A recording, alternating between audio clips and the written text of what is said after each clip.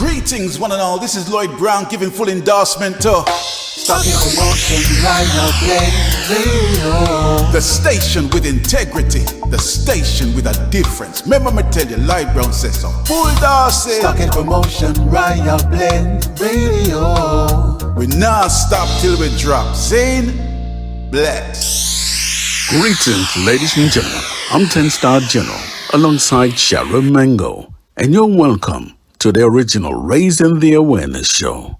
Do keep it locked. Greetings, my beautiful people. This is Shezzy, raising the awareness with 10-Star General and Sharon Mango. Tune in and keep it locked.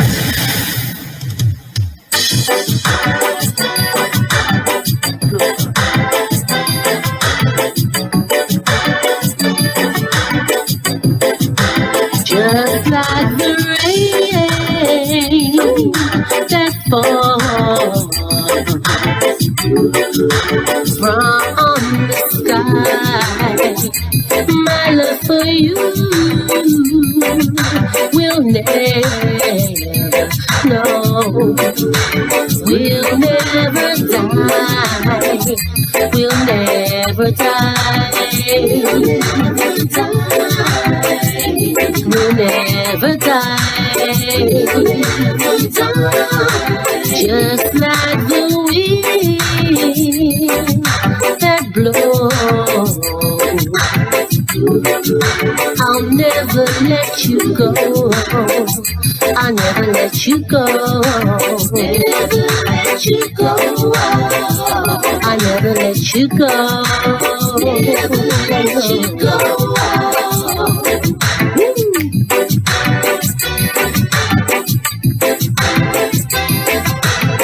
Taking you back to the days of wallpaper music. The truth. Remember wallpaper music, Sharon? Oh, yeah. Yes. Black back. Wait. They used to have like black bin bags on the windows when we used to go into that. Who remembers that? Because I know I can't be the only one.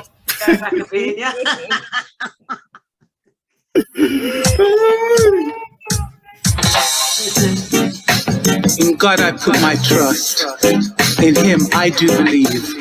Through His grace, I've got my faith. Through His grace, I've got my faith.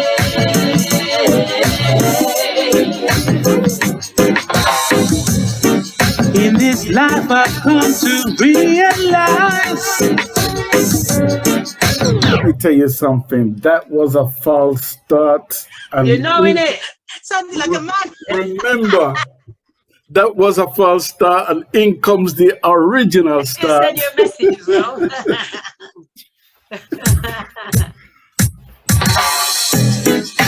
In God I put my trust, in Him I do believe. Through His grace, I've got my faith.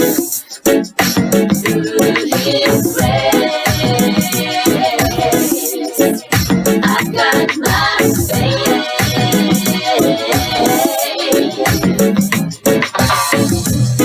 In this life I've come to realize, true friends are hard to find.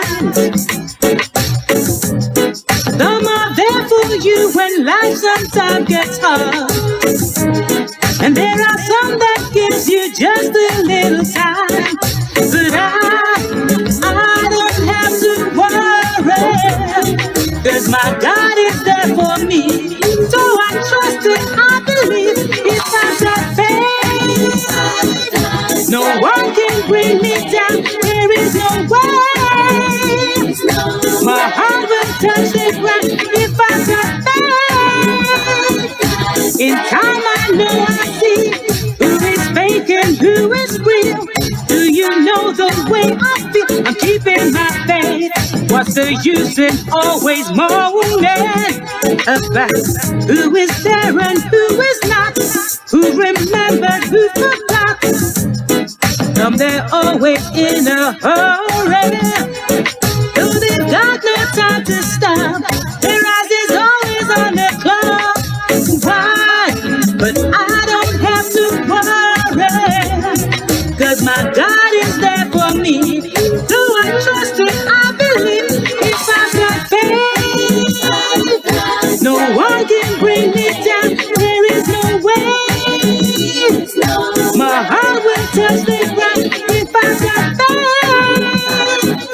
In time I know I see who is fake and who is real.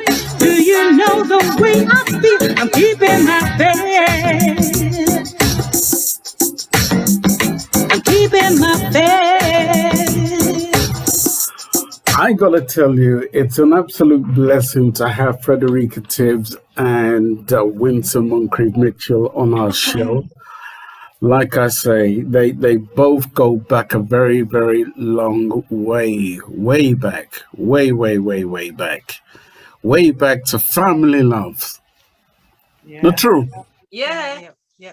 How many years is that now since you both been in the industry? It's got to be at least 20 or 30 years. Well, more than that. It's double. 41 now. Well, for 42 42 for me. 41. Woo! 42 years. Some people were not born at that particular time in space. True. And we have both of you here. You both kind of met each other during your journeys at different times. And you both played with a band called Family Love. I come to understand recently you lost someone recently, right? Yes. From the band. Yeah. Okay, before we do the introductions, just talk us through that process. What happened? Who did we lose from Family Love? It's one of our bass players, the second bass player for Family Well, Love. it's the second bass player that's passed away. That's in Family Love Band. We knew him, Sterling, for say about 30 odd years. He was in the band. Right. And he's always given us encouragement, and stuff like that. But he sadly passed away just before his 80th birthday. Just before his 80th birthday. A few days before his 80th birthday. Wow. Right. So sad, yeah. He's had kidney problems, bless him. Right. Yeah. But got buried this week, actually. Right. I saw the pictures on your Facebook, and may he rest in perfect peace. What was his name, please? Sterling Dawson. Sterling Dawson. But to us, Papa Sterling. Yeah. Papa Sterling. Yeah. And it was the bass player, right? Yeah. Right. Okay. He was also a singer and also a vocalist as well. Right. Okay. Right. We're going to get into your musical history and journey. Before we do that, we want to do the introductions and stuff. I want to introduce you to my long-standing friend of over 40 years, Sharon Mango. Thank you, Sharon. Let me clap for myself. I love you. So honored to meet you girls today. Legends in the game. I am Sharon Mango, and yes, the original Sharon Mango. Yes, I love it. Original Mango. Original Mango. If you don't want Julie Mango, East Indian Mango. You got them. Right? Yes, right. We were in Gambia recently and the mango them big so. Yeah. Oh my God. Yeah. I bet. Beautiful. But thank you, girls, ladies, because I know it's gonna look good, but thank you, ladies, for joining us today. It's truly an honor. Thank you. To have you with us again. My name is Sharon Mango. Yeah. Representing SPRB Radio, and Royal Blend Productions. So we are gonna get into your life today. We are so excited because you are one of our favorites, of course. And still to this day, you girls are rocking out. Again, a pleasure and an honor to be in your presence. And we're going to get into... And the money in a Sharon, when we pay later. You know that was in somebody to pay with love, yeah? I'll take it. I will take it. 10 stars been around the general for real, over 40 years of friendship, and we are doing this. We're happy. We're so excited.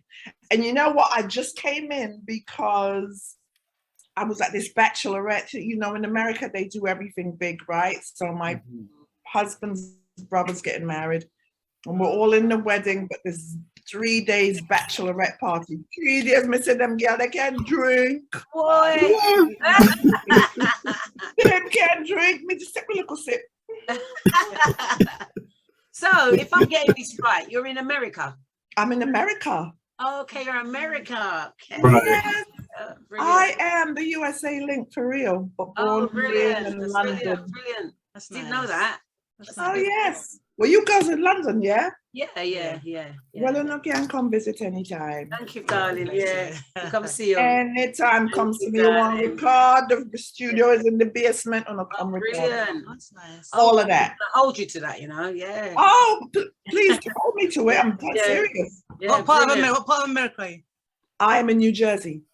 Okay, my cousin lives in New Yeah. Jersey. Okay. Oh, really? Do you know what part? It's not Brunswick. Is it Brunswick? Some place called Brunswick? New Brunswick. Yeah. Oh my gosh. You know how close that is? Oh, good. Well, we have to talk after the show. Well, talk. Yeah. 10 star, what we saying? Who do we have in the building? Let's gosh, acknowledge some of the people here. We want to welcome, of course, our beautiful Beverly Notes. We got Carol's Galaxy, Claudette. There's a gentleman here too. DJ Maestro, Claudette, Faith, Herline. Is Sharon in the building? Yes, Sharon's here. Sharon Bentley's here, right? Teresa Crooks, Galaxy, Fatherly Phone or Faithfully Phones. Faithfully, yes. Whoever is in the building, thanks for being here. Thanks for watching. These shows that we do on Zoom is to acknowledge those in our industry who's been in it for a long time, those who are just coming into it. We try to acknowledge good artists as well as, those who are doing extremely well. It takes a lot to be in the industry for over 40 years and still counting and still be relevant in our industry. So rather than acknowledge them, this is the second time I'm interviewing both of them individually, and it's great to acknowledge people in their lifetime so they can see our face while we give them their flowers, so to speak. Right. Say to them, we acknowledge you, we see you. We may not speak every single day, but I'm here, click, click, click, and buying a lot of your music as it comes out and say, yeah, man, big tune. You know what I mean? Love that. So that's what this show is about. So we're going to take you down memory lane. I want to take you back to the days of the gram. I posted that on my Instagram page quite recently. Back in the 70s, we had something called a gram, right? Oh, the gram. Oh, Lord. Oh, Lord.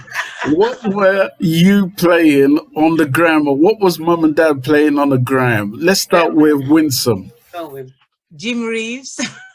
Welcome to my world. Yes, Ace Cannon. Okay. Right, yes. Marcia Griffiths. Okay. Fats Domino. Fats Domino. Oh, wow. And what was Frederica playing in her time? Well, what was Mum and Dad playing? Yeah, well, I was brought up as a devout Seventh-day Adventist, and we never listened to no type of music in my household. Wow. No music whatsoever. No, my mum would hear me. No. It was at school that I started to listen to reggae music. And as the interview goes on, you know who that specific person was that encouraged me and inspired me. But when at home, it was people like, it was actually Mahalia Jackson. Okay. It was some royal Irish band or Scottish. Those are things that my mum liked to listen to. People like the Herods, I have. Have you heard them from my background? They made in church. They had their own little recording production, and and they made their songs and blah blah. So that's who we used to listen to at home. Yeah, read the Bible. I actually learned to play the piano. My mum used to give me money to go and learn, and I used to take the money and go and do other things. Maybe I'd have been really brilliant by now, but I don't know. I was a naughty girl, But she bought a piano and I learned to play it, and we used to sit down there singing hymns and stuff like that. So Yeah. So I'm going to start with Frederica Tibbs, and then Sharon will come in with Winsome. Okay, so I want to take Winsome back in time. I really do want to get into family life, what it was like, going to school, the kind of music that was being played. Where was your mindset at back in those days? Is that for me? For you, yeah. Take me Okay. back in time.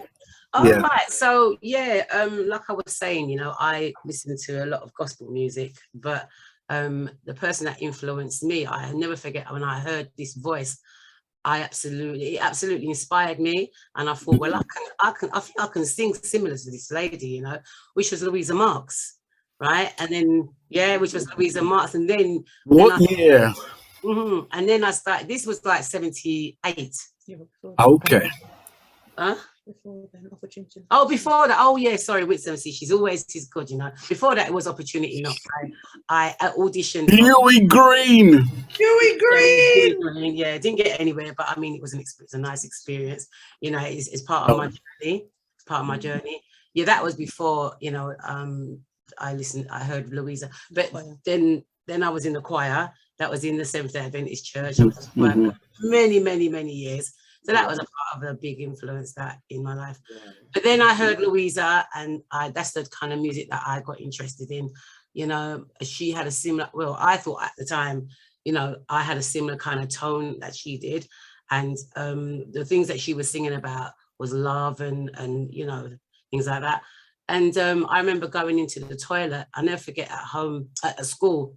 And I used to do little concerts in the toilet, singing Sixth Street, all Louisa's famous songs there, man. It was dead on in the toilet. It's like there's 10 girls, then you see 50 in Pallet Puck, it's quite a big toilet, Yeah. That was how I started. And then I met Samai Francis, who is Bishop John Francis' brother. Right. I met him at school, and we decided to do a play called Black Cinderella. And he heard me singing, and he was the one who took me and said, look, I want to take you and put you in a competition. I went into the competition. I actually didn't get anywhere, but it was the experience. It was nice. It was the start of everything. Right. Then I decided to go to Castro Brown. I auditioned for that, got through. You and Me won that. I didn't get anywhere again, but like I said, it's all. Let me just slow you down a bit, because one of the things that I heard from you was you're in a Seventh-day Adventist. Your mom is a strict Christian woman. How did you pull it off, going for all these competitions and it's resting well with your mother? Well, my mum didn't know, she didn't know. I just used to do I used to organize it and everything. I got friends from influence, like from people like, my mum's friends, right. That would sort of guide me, and thing. But yeah, my mum never knew about it, because my mum was absolutely against it. Them devil music, we don't want them in my house, that kind of thing. How did you pull it off though? It was her. I mean, as a girl growing up, that was my interest. It wasn't nice to know Mummy didn't have my support, but still, that's me. I went for it. I just I'm not gonna let anything stop me. I love this, and I'm gonna continue in this. And that's how it was. Once I made my mind up and a decision, that was it. I met certain people on the way that gave me the support, like I said. So we went, I'm going to go back to Samai Francis, did that competition, did that thing. And that was really, really nice. He took me to the competition, which was beautiful. But then I was still searching. But at that time, you had little clip, little like 15, 16, 17. You had Louisa, you had all these different big influences. I mean, where would I go? How would I get in? I don't know anybody. That's the only way that I would have thought to get in, was through these competitions. Let's get my name known, I wasn't Frederica Tibbs at the time. I was Frederica, but not Frederica Tibbs. It was someone else that gave me that Tibbs bit. Right. Yeah, so it just went on and went, and I met a guy called, Alfonso. He used to play the harmonica. I met him somewhere about the place, I can't remember. And he knew of a man, which happens to be Lloyd Heron, that was looking for a singer for a band called Family Love. And at the time, I might have been about 18 years old at the time. 17. What year was this? This was in 1980, about 82, something like that, yeah. 82. So you're a young teenager and you come across this band.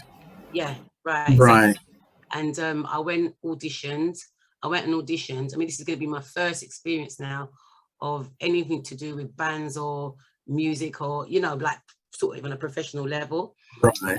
So, I mean, the one of the nicest experience that I had when I did the song Decision, because the song was actually done by lovely Jackie, what's her surname? Jackie, I can't remember her surname, but it was actually done by her.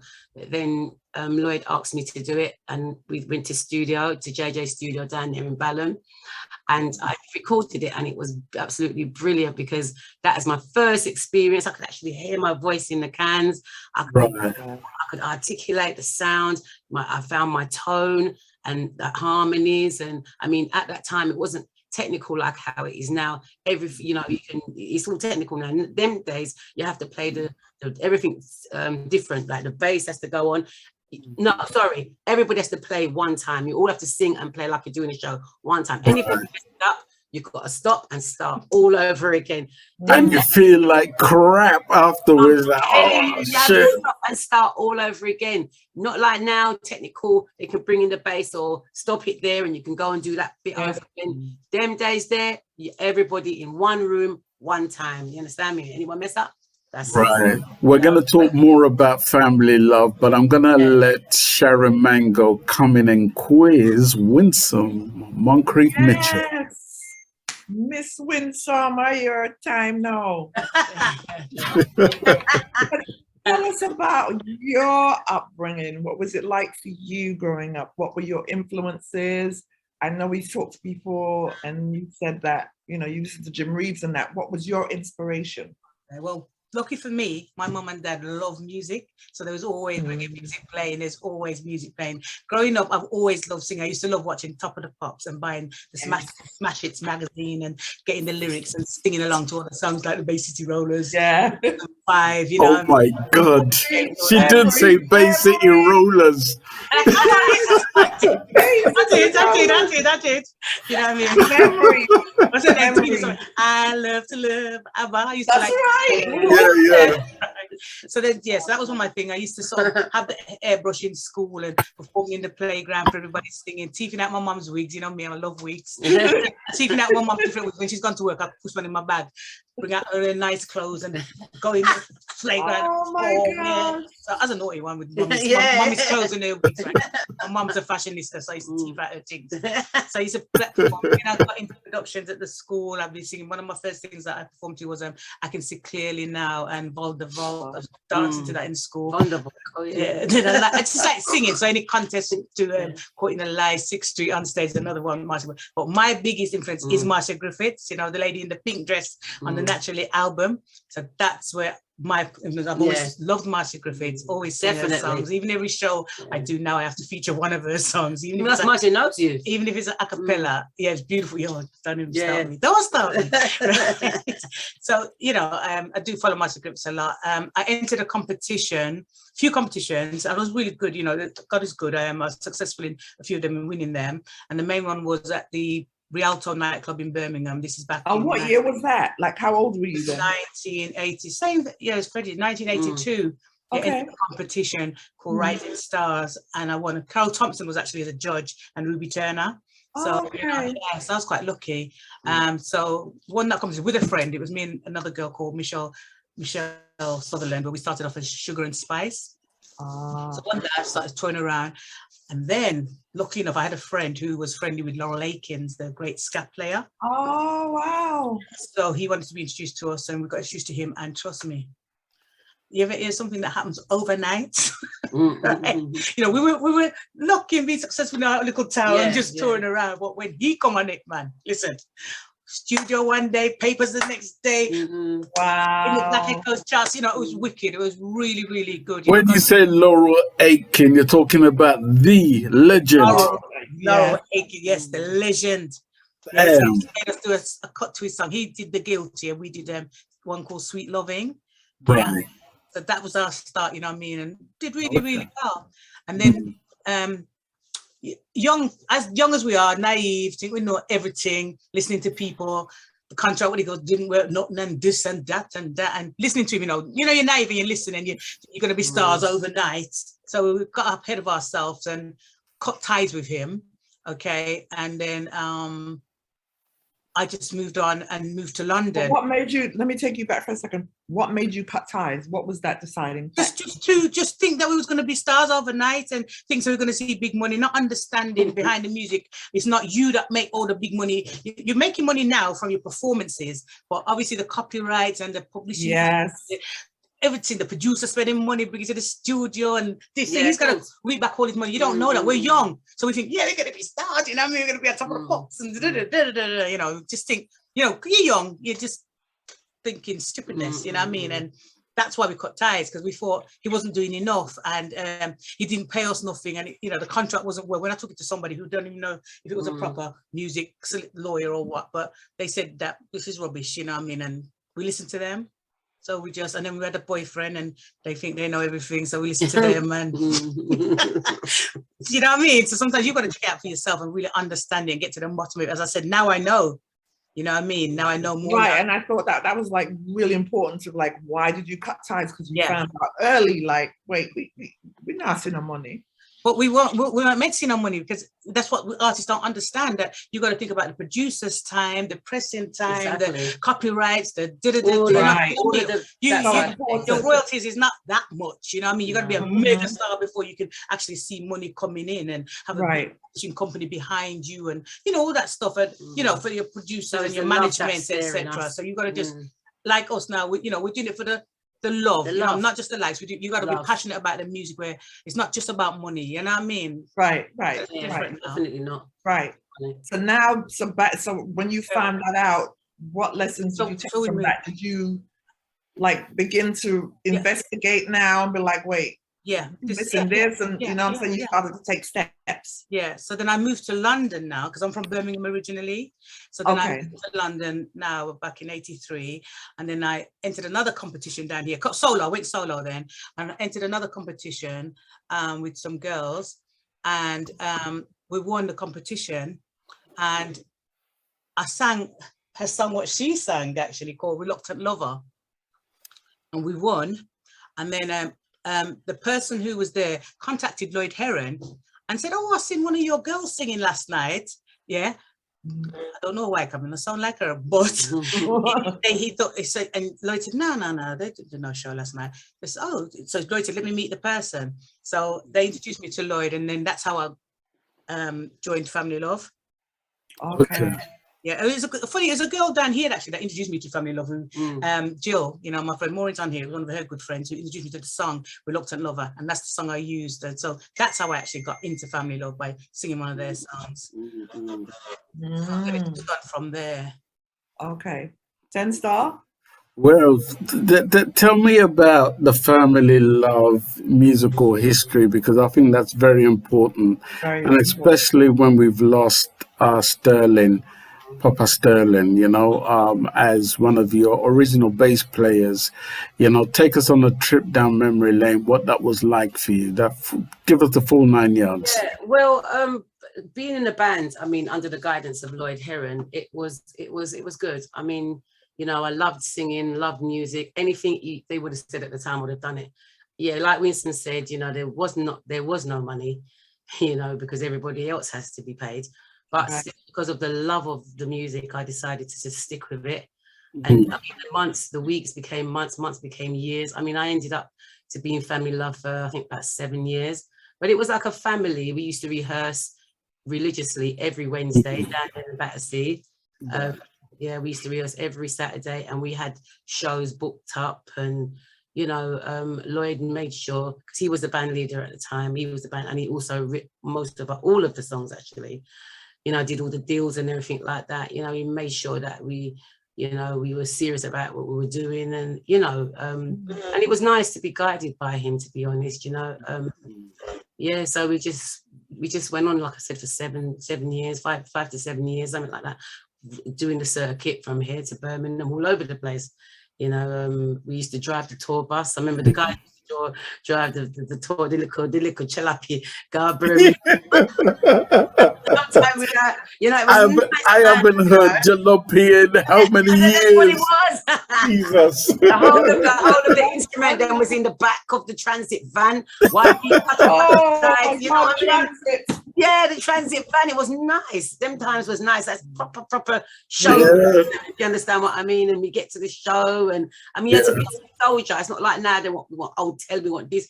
You catch up in a one, whatever it is, you go in the toilet and you put on your clothes. And this is how it was. We used to soldier it out.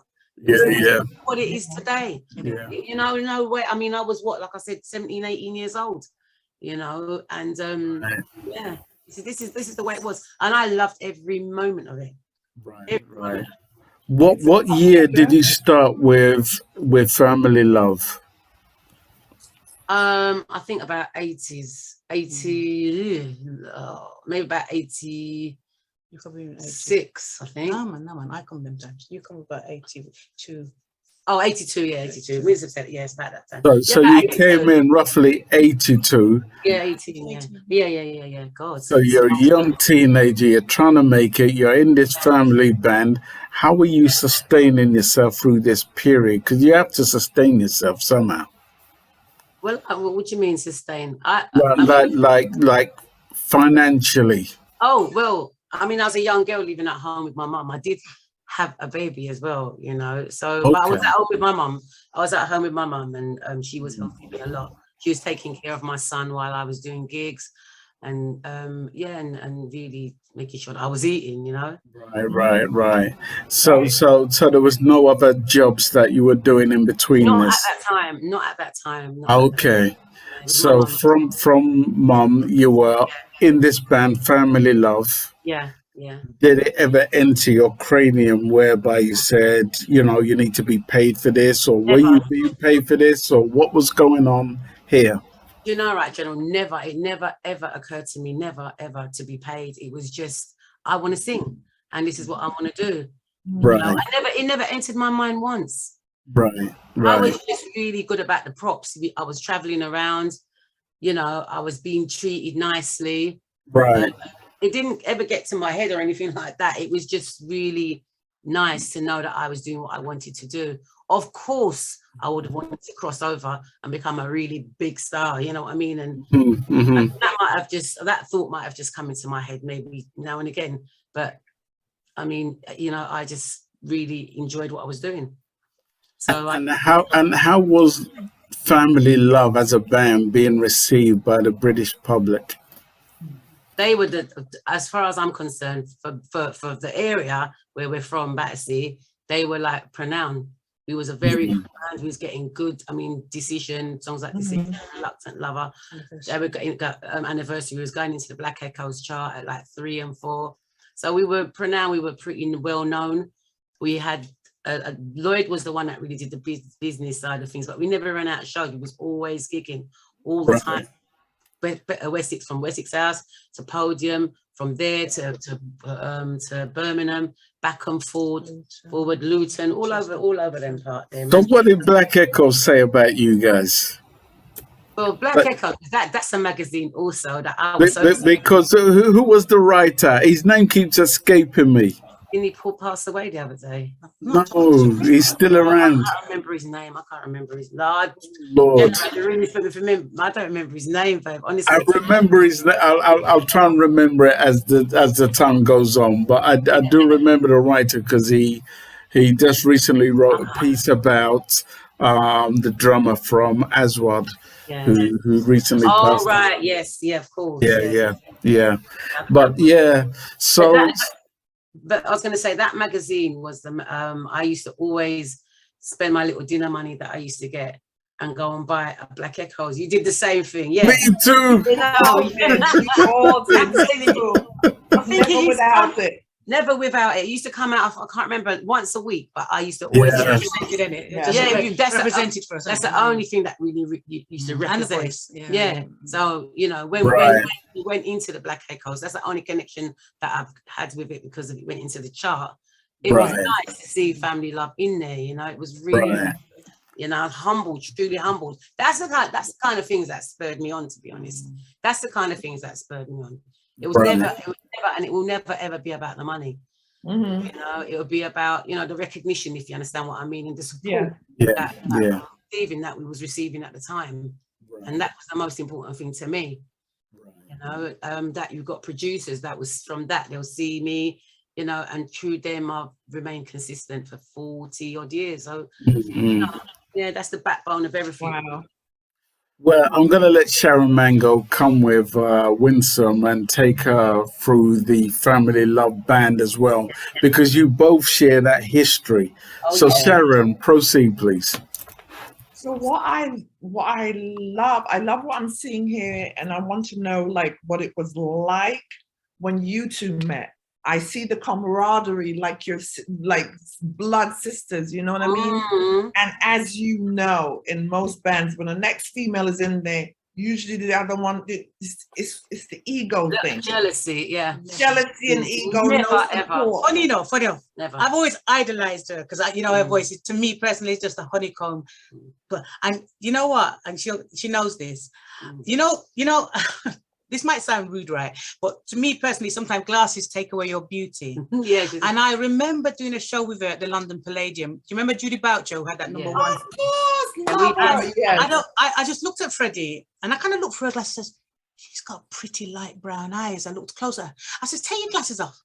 And when she took her glasses off, I just seen this beautiful face, and I went, wow, this girl is stunning. You know what I mean? And then I'm so happy to say we've never ever had an argument, crossword. She never told me my eye long.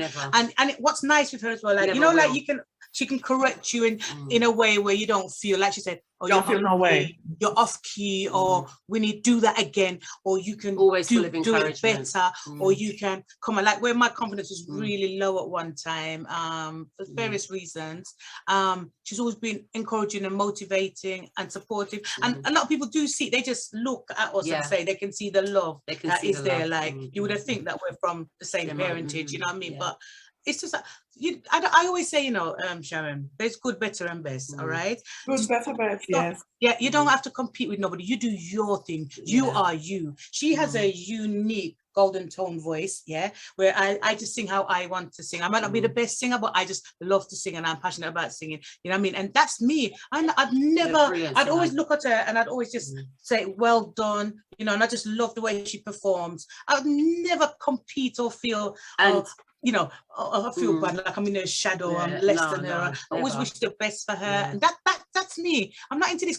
Any singer, to be honest with you, Sharon, I respect. People will tell you, if you look at my thing where my album launch is coming up soon, and they're always saying you're always supporting others, because I do. You have good, better, and best, and you've got to encourage the youth that's coming up with singing. The older ones who have been there, you've got to respect the ones who've been there before you, who paved the way for you. Because I can't stand when people put down other singers or disrespect singers, because everyone's trying a thing. Everyone. Just respect everybody for who they are, where they're at. Like I said, no one doesn't own a helicopter or own any houses on each side of the road. Some do. Some don't. No houses. We don't, but some do. Some do, but they're not the ones we're talking about. Sharon, today for you, tomorrow for exactly. That's the way we're seeing it. Right. Today for you, you just work towards your goal. Exactly. And do what you can do, the best that you can be. Do you know what I mean? So this just, that has always been, when I met her in Family Love, I just loved her. I just loved the way she sang. I just said, and she's and you know the genuineness when you can see somebody's a real person. You know what I mean? Right. You can see that they're genuine, you know what I mean, from the heart, you know, because you can have pretty looks, you know, Sharon, but if you don't have no characteristics to go with it, the heart's not clean. You can look good, you can dress good, you can look pretty up, but if it's true, you can be a doctor, you know, and still be like a bad breed inside. You understand? No, that's true. I'm very transparent. I'm very I love it. No, but it's you talk. That's real. It's real talk. And I really had to address that, because if there was more camaraderie with our sisters out there, please, you know, much better. Things will be different. That dream would be created if you work as a team. Yes, too much ego, man. Too much diva behavior. Yeah, and the breaking down, breaking yourself down. I don't do the toxic behavior. No, you can't. Nobody's more than nobody. I'll give you an example. We went somewhere the other day. God bless this person, and because we're singers, the person wanted to. The transport broke down, and the person wanted to put us up in a hotel. And I says, "What about the other people there? You know, who's on the same transport as us?" And he says, "Oh, they were friends. I went, no. You see, we're one. We're all the same, man. Wherever them I go, we are going too. You know, if we're them on the street, we're with them on the street." And he said, "Respect, sis." He said, "Respect." He loved us for it. You know what I mean? Because You've disappeared. Hello? I'm here. Oh, okay. Yeah. Can't see you. Can't see you. Can't see you. But yeah, you know what I mean? So no. Nobody no more than nobody, Sharon. We're all, you know what I mean?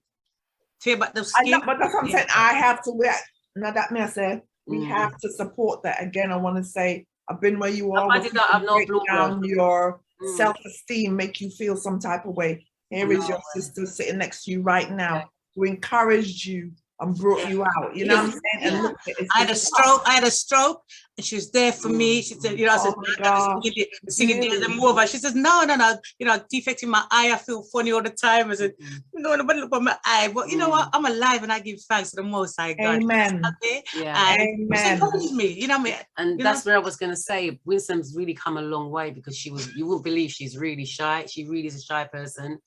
You know, and there were times when sometimes she might be, and even when she just said she had a stroke, sometimes she might be on stage and might forget the words, and I'm there mouthing it to her, and she'll catch on. Do you know what I mean? I encourage her.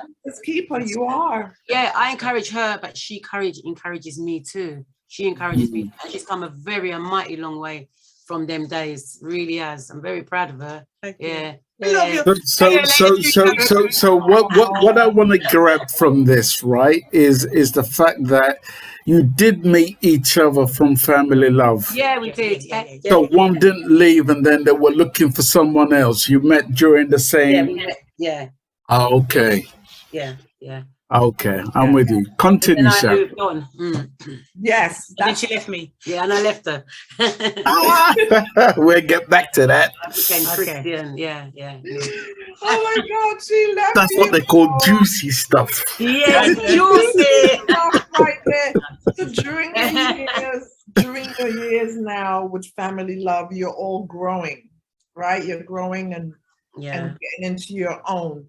Where were you on the mental, like how many years in were you like, I want to do something else? Like how many years in the band did you feel like? I was singing, but then I was also working as a careers assistant work with young people. Okay. And I wanted to go a little bit further, so I decided to go to university to study and become a careers advisor. So I still love singing. Singing's always been my passion, even when I stopped for a little while because I started to have my kids. And as I said to you, I'm from Birmingham, so I didn't have a backup in London to look after the children. And we're not leaving the children with anybody. Okay. So I had to kind of take a little break to look after my children and grow them. And so I went and studied and everything, started a career as a careers advisor, but still was singing at like weddings, always was singing at weddings and funerals and christening. So never stopped singing, but stopped recording. Do you know what I mean? And then, so I've still got a dual career. So I'm still, as a careers advisor, I'm still in that field and singing at the same time. Yeah, but we've grown a few more things to our belt, but I don't know if we have to talk about that. We've done a few more stuff since. Yeah, but we're some the same for you now. If I'm correct, you dropped a little tidbit and said who left who now. Who left? I left. Ronwe left me. Ronwe left she. Frederica. Worldwide star. Ronwe left me. Gone to the higher echelon. Well, story again. So while in family love, I met Patrick Donegan. All right, he's produced for like Man, Pat, let me just do this before you talk about Patrick Donegan, okay? Because that man, I rate him as a producer. Oh yeah.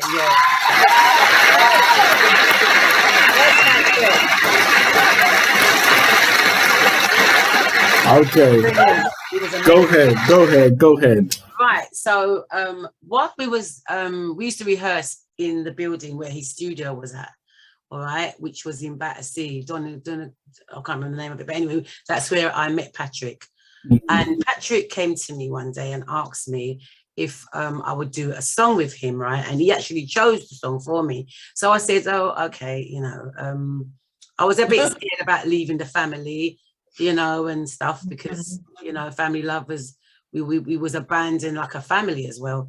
We became like a family. So anyway, I went out and I did this song, Undying Love. When I did it, I didn't like it. It was a cover over from the Alton Ellis's version. That tune, the shot. I didn't like it though when I heard it, right? but then I think I revoiced it again, and then he put it out there, and boom, like it was like an explosion. It was like overnight, Frederica Tibbs was birthed. You understand me? That was in the early 80s as well. And like from there, we went from strength to strength. I ended up doing a few more songs with him. Oh yeah, sorry. Yeah, I ended up doing a few more songs with him. Moonlight Lover.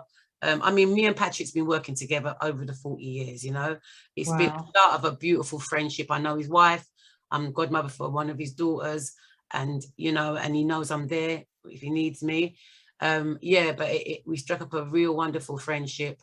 I did a song for him. I did a few songs, but the most recent was one called Thank You, which really did well as well out there. It was I got a #1 in the Stevie J charts with that song. Thank You. That song there is very relevant because after a few years being with Progressive Sounds and going through life, having children, being married and all of that, I decided to give my life to the Lord, yeah? And I was baptized and things like that. And I think I might have been at church for, I mean, that was my foundation anyway. That wasn't the first of me going to church. That's how I was brought up. But things, and I ended up sort of straying away. Although I'm a very spiritual and a godly person, I put God first in everything I do. I pray, I still pray. You understand me? I understand about the, you know, the importance of prayer. You know, it never leaves you. Once you've been grown up that way, it will never ever leave you. You're structured, you know what is what, you really do. I'm really different from a lot of people, and I always say that I'm different from a lot of people. Can I just nip in there and say, Father God, forgive me, yeah? Because we still go to the same church to her, and I told her in church one day, would you sing back in Family Love? Yeah, that was the influence. Father God, forgive me. Yeah. It wasn't bad music. We don't think it's got nothing derogative. It's nice, you know, it's love is rock, you know, it's all love. It's all love. And we do a lot of gospel songs as well. We do a lot of gospel Father songs. God, I love you. Yeah, of course. Hallelujah. You know, like I said, the influence is there, but when I went back with Patrick to do the song, I mean, it wasn't just me that was on the rhythm. It was quite a few of us that was on that rhythm. I decided that first fruit, because not being in studio for many years, I decided to do the song Thank You. You know, like I said, and that really did well out there. And I really prayed about that song before I wrote it. I wrote that song. It took me ages. Usually when I write a song, it would take me maybe 2 days, you know, but this one, it took me a longer time, you know. But I voiced it and Patrick heard it. I just saw him smiling, you know what I mean? And you know, but yeah. So I mean, thank God I'm consistent. I've worked with so many producers, and still producers, thank God, is still sending me tracks, you know, and most of us have become really good friends, you know. And also do BVs as well. That's one of my strengths. I do backing vocals. I've done backing vocals for and support. Actually, let me go back. Let me track back. I met certain people doing support artists, people like Gregory Isaacs, people like Delwell Wilson, Judge Dredd, Alton Ellis, Ellis Wilson, Little Roy, Dennis Brown. There's a few more. Max Romeo. There's Errol Dunkley. Was it Errol Dunkley? Yeah, I've been support artist for all these artists. Thank God, you know what I mean? I've had a nice time within the music, and you know, plan on sticking with it for many years to come, you know what I mean? But yeah, I've also done a lot of BV backing vocals for a lot of artists. Sometimes people don't realize, oh, it was me that done that backing on that rhythm. But that's one of my strengths, my BVs. Yeah, like I said, being consistent, and it's wonderful that people still want to record me. I wanted to big up some of the producers on here, actually. Is that all right? Yeah, you can. Definitely. Because if it wasn't for them producers, right, I wouldn't be still doing my thing. So I want to big up people like Derek Fevrier, Gary Digitech Lewis, of course, Patrick Donegan, Stevie P, Senator B, Philip Polian, Robert, he's a new producer. lovely Star Vibes, lovely Jerry Lyon, Pressure UK, Ronnie Biggs. Wait, you work with Jerry Lyon? Jerry Lyons. Yeah, I went to Gambia recently and he did the rhythm track for me. Yes, I'm a good friend that. Yeah, Jerry. Yeah, he's he's brilliant, isn't he? He's amazing. He is. Very humble, but absolutely. Right. I've worked with some really brilliant producers, real. And they send, and like I said, we've struck friendships. I do shows for them still. You know, if they've got any ideas, if they need little advice, or if I need little advice, we'll talk and things. Yeah. Did you say Star Vibes? Yeah, I said Star Vibes. Yeah. Oh, definitely. Yeah. Right. Yeah. So. Wow. I'd like to know about Gambia. This is not the first time. You've been there a few times. Tell us about that journey. Well, oh God. Go on, Sharon Mango. Let me start Sharon Mango. Start me off. No. The first time I say my bit, and then when you can come in. Yeah. So I went to Gambia because I remember when I met Gregory Isaacs, I met him in Chrissy's studio, may he rest in peace. Both of them both passed away, and Belinda Road in Brixton. Right. And when I met Gregory, when Gregory walked in, I was on the organ because I was, like I said to you earlier, when I could play, and I was like sort of playing something, and he walked in with an entourage of people, and the person that I was with turned around and said to me, "You know who that is?" And I said, "No," and he goes, "That's Gregory Isaacs." And I thought, "Oh, that's nice," you know. And then I could hear something. Yeah, that's all I said was, "That's nice," you know. Appreciate, you know, that was nice.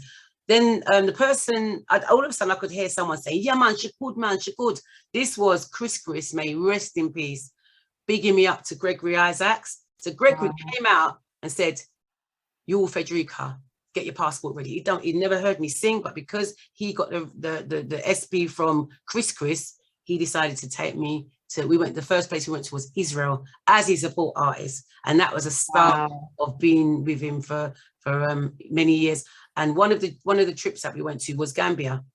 That was in 1996. Listen, it was there was a feel when I went to Gambia.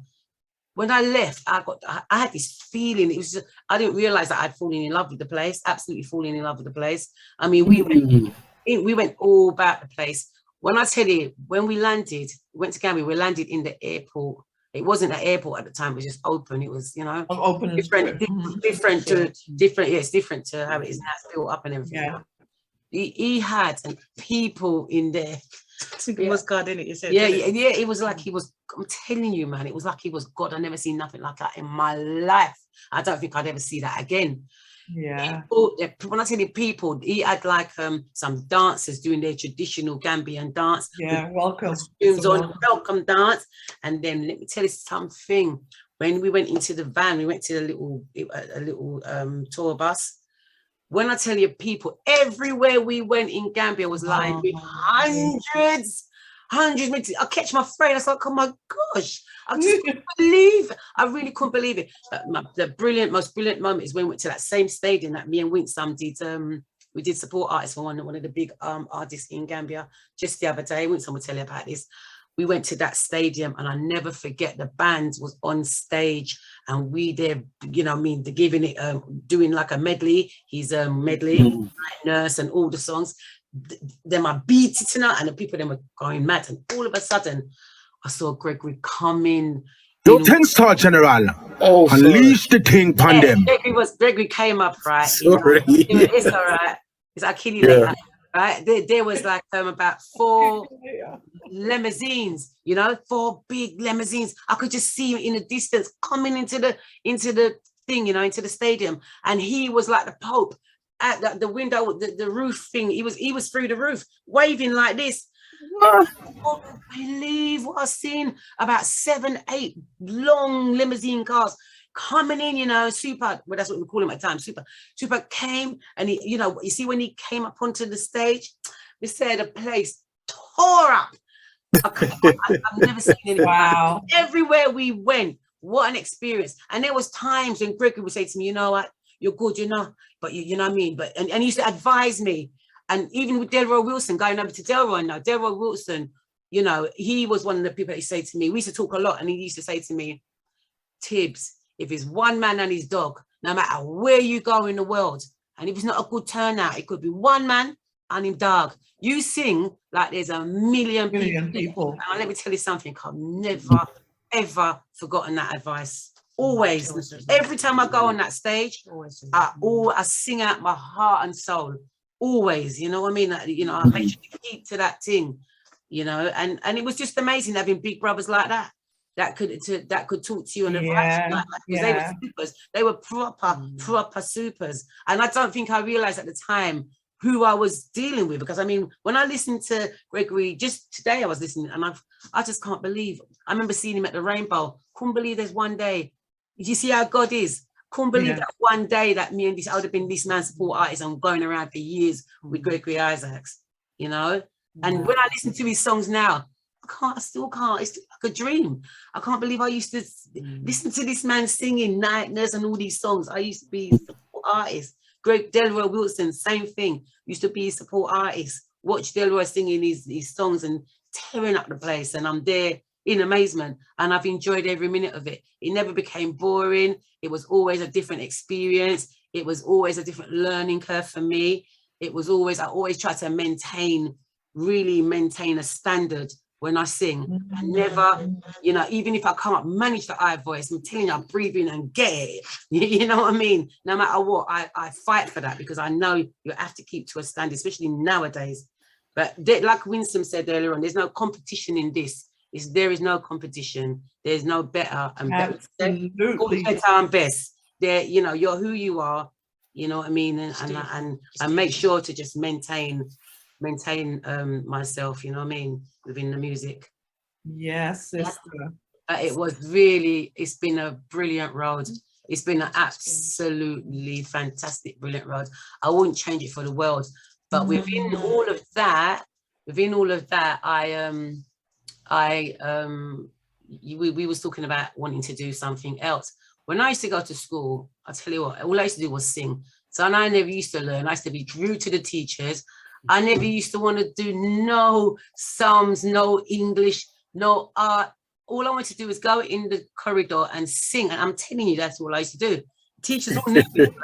Black is my color. Yes. That's all you could hear was black is my color. And 15, 16, and 17 songs. Defiant. I was very, very rude at school. And they all knew me as a singer. Yeah, all of them. So when I became, I don't know, in my 40s, I mean, this is years and years and years later, I thought, you know what? Give yourself back them 7 years. Go back to school. Go back. It's never too late. If I can do it, telling everybody out, if I can do it, you can do it too.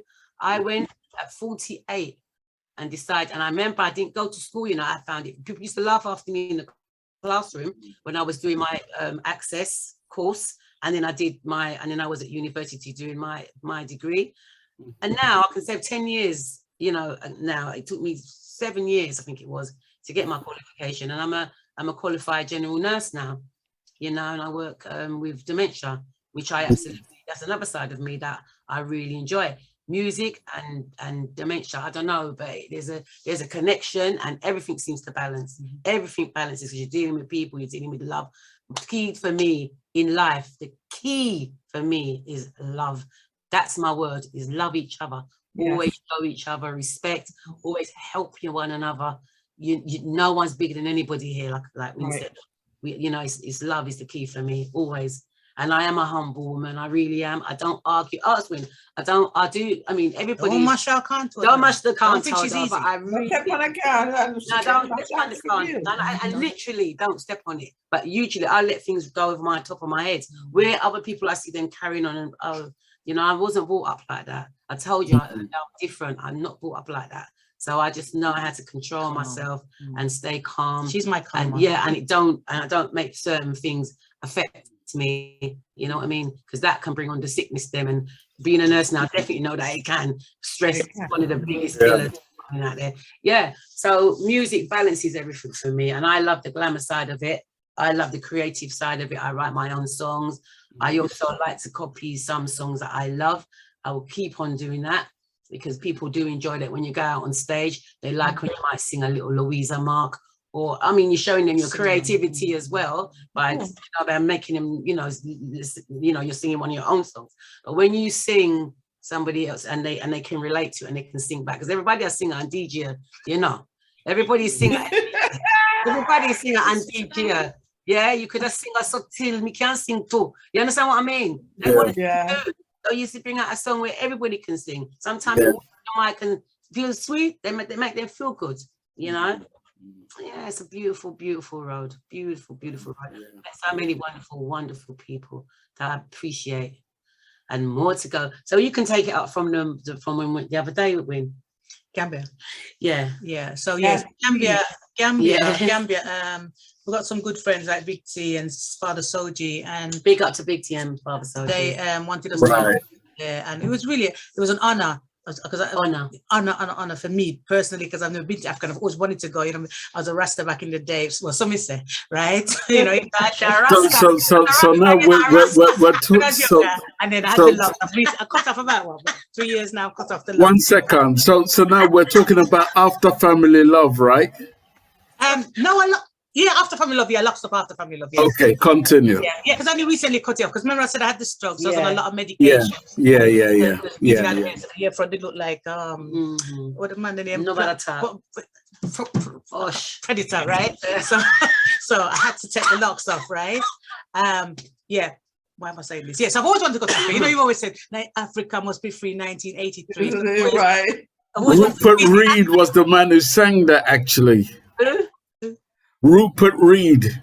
Okay. Yeah. Africa must be free, 1983. Okay. So I always remembered that and always wanted to go, you know me, and Fred Lux. So so I was really honored. So it was nice going down to Gambia. Plus, I was going to just be in tune with our ancestors and go to visit Kinte Island. Brilliant. It's just fantastic. I cried when I was coming back.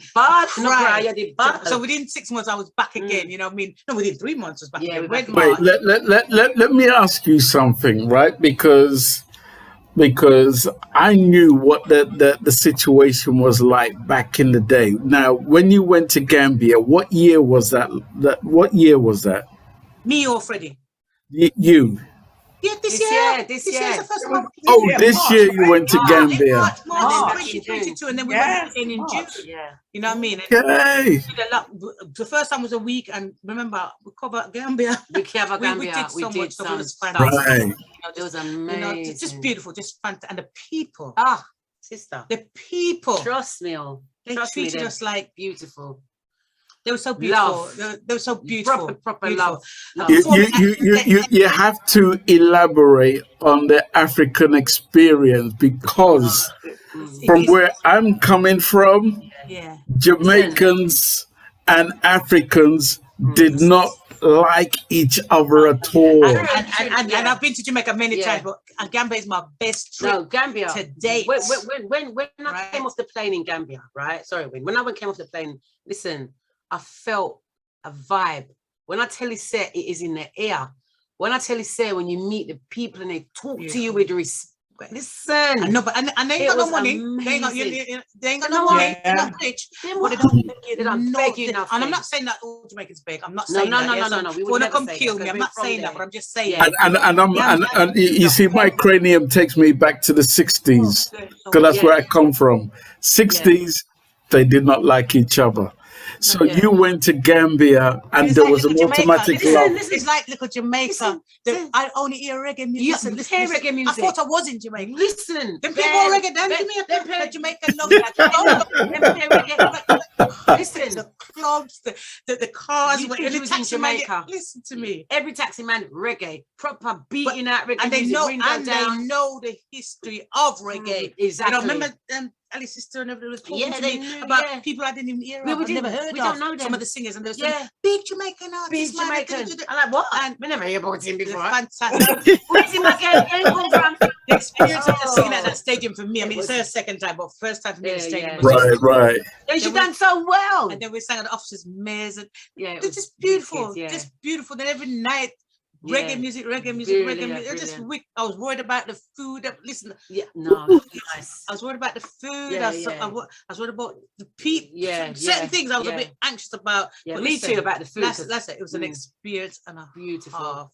You understand? Well, I tell you what that I wanted. I live there. Yeah, so much Jamaicans live there. Got their businesses. I hear that. You know, but I want to take Winsome back a little bit. I want you to take me back to the days when, you know, I think you opened for, if my memory serves me well, Judy Boucher. Okay, we was at the London Palladium. That was Family Love as the band. It wasn't me. It was for Family Love. Okay. Love. Yeah, she had that #1 hit with "Can't Be With You Tonight." Yeah. Okay. We were a support, so we went on first. Yeah, that was right. London Palladium, where we only see Pantelli. You know? Exactly. Okay. when the Queen. Yeah. Well, because Judy Boucher is a good friend of mine, and I've been trying to get her back on this show, you know, to do her thing. But while she recovers, we're gonna bring her back. And I thought that was incredible that you even mentioned her name. Yes. You know, that you actually opened for her. Yeah, it was lovely. It was really, really nice. Right. That's when I realized I'm a girl pretty like money. Yes, I tell you. Yeah, that was beautiful. That was a nice. That was an experience. That's one of my highlights in it. One of my great. Right. Yeah. And tell me about Carol Thompson, because I know you did some stuff with Carol Thompson also. I didn't do anything with her. She was the judge. You know the competition what I won in Birmingham. Right. Carol was the judge with Ruby Turner. They were the judges for the night, for the competition. Mm-hmm. And I've always admired Carol. I loved, her album, the one where she's sitting on the car, Hopelessly in Love. I've always even what I sung yesterday. That's what I sang at my best friend's funeral. Right. I love her, and she's humble as well. When if you see, she always hail you. But I think I've told her once that she was the judge. But she, she's not one of them divas who won't talk to you. And that she's cool. She's down to earth, and I love that. Right. And tell me about Louisa Marks. Well, that was. Listen to me. You're gonna laugh at this one. She's a diva. Bless her soul. But Louisa was a diva because we were doing a show at the top rank in Birmingham, and we were the support for her. We were backing vocals. Yeah. And Louisa walked in, and trust me, I've seen this little pint-sized lady walk in. I tell you. I can't stay on here because I wanted to be able to air this, but the bad word what come out of Louisa mouth. I was scared. She never played. I was scared. She must be used to going to some plush dressing rooms or that. I can tell she was a diva from back in the 80s. Yeah. For real. Because what kind of place this on a brim? I wear the what's it, nuts it, bleed. Listen to me. I was scared. Sharon, I'm not frightened of people, Oh, Father God. I was scared of her. Yeah. So you're gonna sing with her as well. You're thinking, oh God, if me go put that wrong note and go me after step. I was scared of her. Wick, she is electric. And she transformed because she come in with her short, and her little jeans and her jacket and her little cap like a little tomboy. Come in like rough, And then when she get ready tonight, put it on. Come down the put it on. Hey, when the voice come, remember, tore down the place. Yeah. But I was scared when I first met her. I was scared, and then obviously as the night went on, when she calmed down now and said she was talking to her, she was cool, she was nice. But listen to me. Remember, I tell you, me did freeze when she come through the door. Yeah. Oh Lord. That voice, man, because no man, she can cause bad word, man, and I was scared. Yeah. I was scared. I couldn't talk.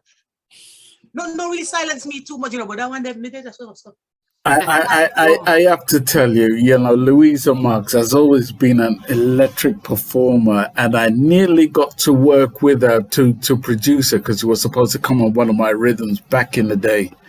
And that's when, she fell sick in Gambia itself. I think she had some stomach pains. Yeah. And that's, when we lost her, sadly enough. But I have to say, we have to acknowledge her as one of the queens of our industry. Definitely. Wicked. Definitely. Wicked, without a doubt. Definitely. Yeah. My queen, definitely. Yeah. I want to take you back to a time when, because I think most recent, I'm not too sure when the year was, but you did some collaborations. One of them was Papa Crooks, who I think is in our chat room right now. Papa Crooks.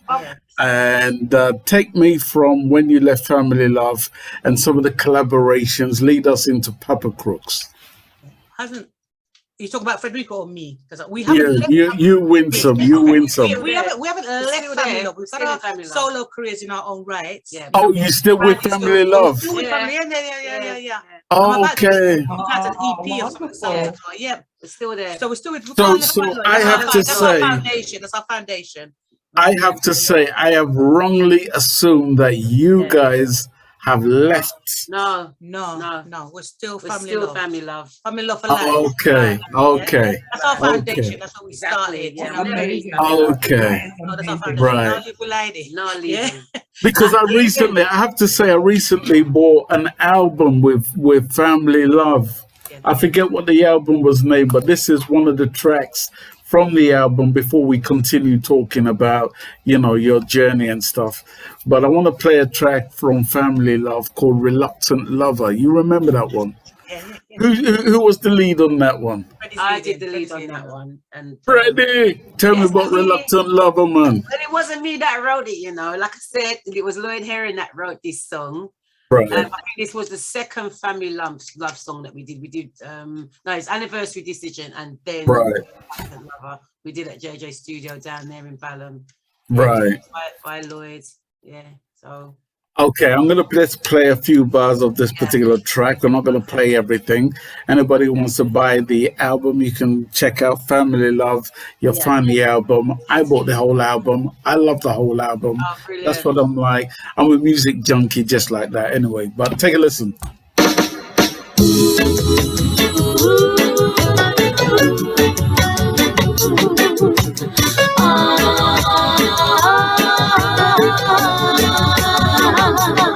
Well, I will give you all my love, but it's taking just a little more time to think it over.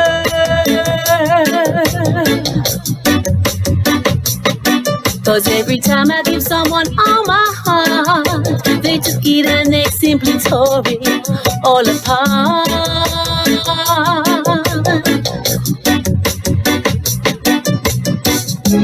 I once did and now I'm twice shy. I'll give you my love, but very reluctantly, until I'm sure that you want me endlessly. I became a reluctant lover. Yeah, oh, I'm a very pull it up again, pull it up again, pull it up again. Go on, Freddie. Go on, Light. Light writes it. He's a very reluctant lover. He writes it. Yeah. Now, was that Sterling, Papa Sterling on the bass line? Yeah. Okay. So let me come to Winsome. So you did collaborations with Judy Boucher and various others. What was that like leading on to doing a collaboration with the man called Papa Crooks? Okay. Pops I saw perform in the karaoke in Brixton. They used to do the Ritzy, and they used to do this karaoke thing, and he was performing, and I thought it was good there. And I said, well, this is why would I go on bad man, right? He was thinking, right? And then we just started talking. We just started talking, innit? We started talking and just became really good friends to date. We're really, really close. Right. Teresa. And Pop said, Win, you want to do I Got You Babes from I Got You Babes. That one. He adores UB40. Okay. I like me love Marcia Griffiths, he loves UB40. Right. And Gregory Isaacs. Those are his two. Okay. Yeah. And he said, I said, why not? Let's try a thing, and we did it. And trust me, let me tell you something. He's got about 97,000 followers, yeah? And wow. listen, the thing just took off. We had nearly 4 million views on and the comments were they were hot. So was that song released? Yeah. And it's coming out on my album as well. You know what I mean? It's going to be on my album that's coming out now. Oh, something brand new. Yeah, I've got an album launch on the 1st of October. Okay. Right. Yeah. I wonder if we could get Papa Crooks to say a word or two. Where's the Papa Crooks? I don't know if we'll be able to get him on, but let's see. If Papa Crooks is listening, just unmute if you would. All right. Yeah. Here he is. Have we got him? No, I think we've lost him. Yeah, we lost him. Okay, so what was that experience like for you with Papa Crooks? It's good. Freddie's also done a song with him as well, and we've got a few more coming up together actually. But it was really good. He's easy to work with. He's fun. He's very passionate. Listen, you see that man? He sings every single day. If he could, he'd put out a record every single day, because every day he does a different video, even if he's just dubbing and voicing. But he's very passionate about his music, you know what I mean? That's why I get vexed when people trouble him, because he just loves music. Annoyed, he's very passionate about his music, you know what I mean? It kind of reminds me of reggae music's Tom Jones. Yeah, and he's done it. It's not unusual. Do you want to hear it's not unusual? Oh, has he done that? Yeah, he's done that. Yeah. Okay. But he doesn't know it and love that. Yeah, but Tom used to love wine in it. Yeah, Tom Jones used to love wine in it. So yes, that's right. That's right. He did love for wine. He loves wine. His wife calls him Snake Hips. Yeah, but you see, when Papa Crook is in the house. Hiya, Pops. When I first heard about Winnie. Oh, there he is. Pops, where is he? Put your camera on, Pops. I don't know how to do this Zoom thing, you know me, old school. Look on the okay. Where's this video, Pops? It says on the left. Yeah, but now I have my glasses. All right, don't worry. I think Jenny wants to talk to you anyway, so go on then. No problem. Papa Crooks, what was it like working with Winsome Moncrieffe-Mitchell? Share some stories. What can I say about the two beautiful ladies, really, you know? When I started doing my thing, they were the first two female artists that I could really cool, so supportive to me, you know, and we're just like family, really. The same as family love. Them two are you know, really special to me, both Fred and Winnie. And they'll do, you know, we do lots of things outside of singing together as well. We're actually going on holiday in a few weeks' time. And yeah, they're just beautiful. Yeah, but to actually work with them, it was a pleasure, and we got more things in coming up in the future as well. So time for that one. Brilliant. Thank you for sharing those memories with us, and hopefully, you know, you're somebody we'll be able to get on this show also, so you can share your story also. Yeah, I would love that. I would love that. I need a bit of help with the old Zoom thing, but I'm sure my wife can sort that out for me. And the wives can always help the men out, right? 100%. 100%. Salute. Thank you, Papa Crook. But listen, man, fantastic tuning in. My wife did tune me in on my phone, so I could listen to this show, and it's been such a beautiful experience to hear my sisters speaking from their heart with you guys. So Amen. Thank you very much. And I'm taking it your wife is called Teresa Crooks, right? Yeah, that's my wife, Teresa Crook, of 40 years. Teresa Crook, salute. You have to salute the wifey. Pick up yourself. But yeah, man, it's a pleasure to be tuned in. So continue with your show, because I'm thoroughly enjoying it. Thank you very much. No problem. Thank you. You know what's nice about him as well, Mikey? Not Mikey, sorry, General. What's nice about him? You see, if he has a show, It's like we're a family. People are seeing us as a family because some of our bookings are coming together. Yeah. You know what I mean? Like Papa might have one and they say, yeah, bring the girls with you. Or Papa will say, can I bring my girls? And then we'll have one and they say, can bring Papa. And we, you know, we've had quite a few shows. Like even in Portugal, we've been together Right. with Portugal. You know, it's nice. It's a nice vibe. Like in Turkey, we're going to be performing again in Turkey, and it's us. Right. So it's you know what I mean? Working as a team, and you know what I mean? People are seeing us as, you know, sister and brother-in-law and booking us together as group. So it's nice. The genuine, and he gives us something, we'll give him a bringing, and we love it. You know what I mean? Right. Now, Winsome has, because I remember back in the day, you had some health issues as well, where you stepped away from the industry for a little while. I think that is when I met you, and all of a sudden, you sang a song called "Hurt Me," you know. And I'm like, weird. So since when you start singing? Yeah, that's when I come out solo. Yeah, because I was doing Bad Family Love, and that's when I kind of came out solo. But it's still under Family Love banner because it was Lloyd who actually wrote that song. Right. That's when it started for me. When not started for me, but that's when I think I kind of got recognition as Winsome Moncrieffe. And thank you for pronouncing my name right, because nobody pronounces my name right.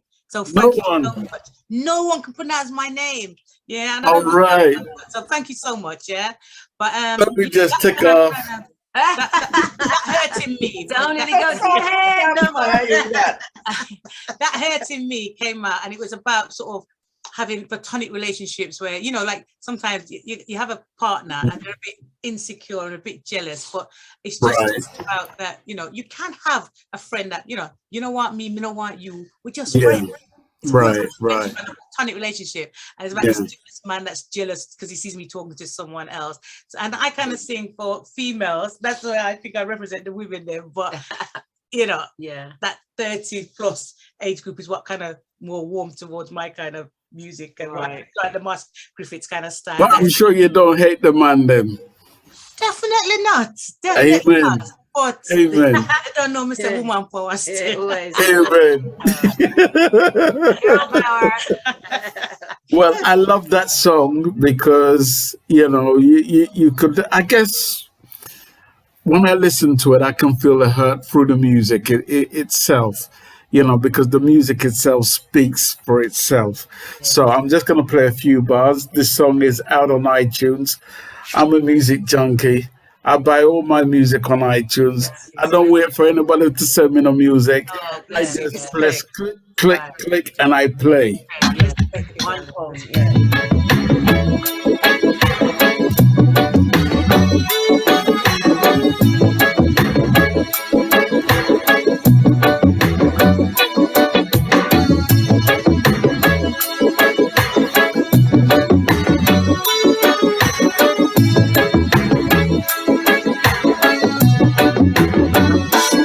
Tell me why. Why are you doing this to me? Why are you doing this? Can't you see? Can't you see that you are only hurting me? Pull it up again, pull it up again, pull it up again.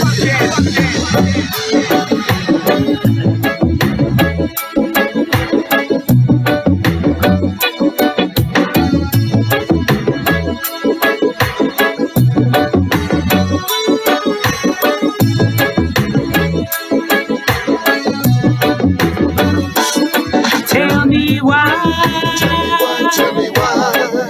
Why are you doing this to me? Why are you doing this? Can't you see? Can't you see that you are only hurting me?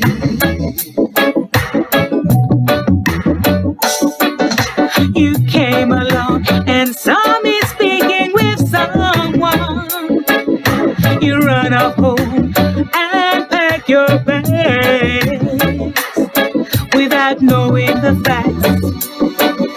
You jump to conclusion. It's a simple explanation. All you need was investigation. investigation. So tell me why. Tell me why, tell me why. Why are you doing this to me? Why are you doing this? Can't you see? Can't you see that you are only hurting me? Hurting me. What a brilliant track by Winsome Moncrieffe-Mitchell. Bacho. And you Back should to see the book. and generally you should see her on stage. She got a little dance. I love seeing her do the little dance. Do the little dance that General did. Now she got a nice little dance that she does. Like this? We got Lloyd on writing that song, and Lloyd, Black Steel, who's done. Black Steel's actually doing the BVs on there and Okay.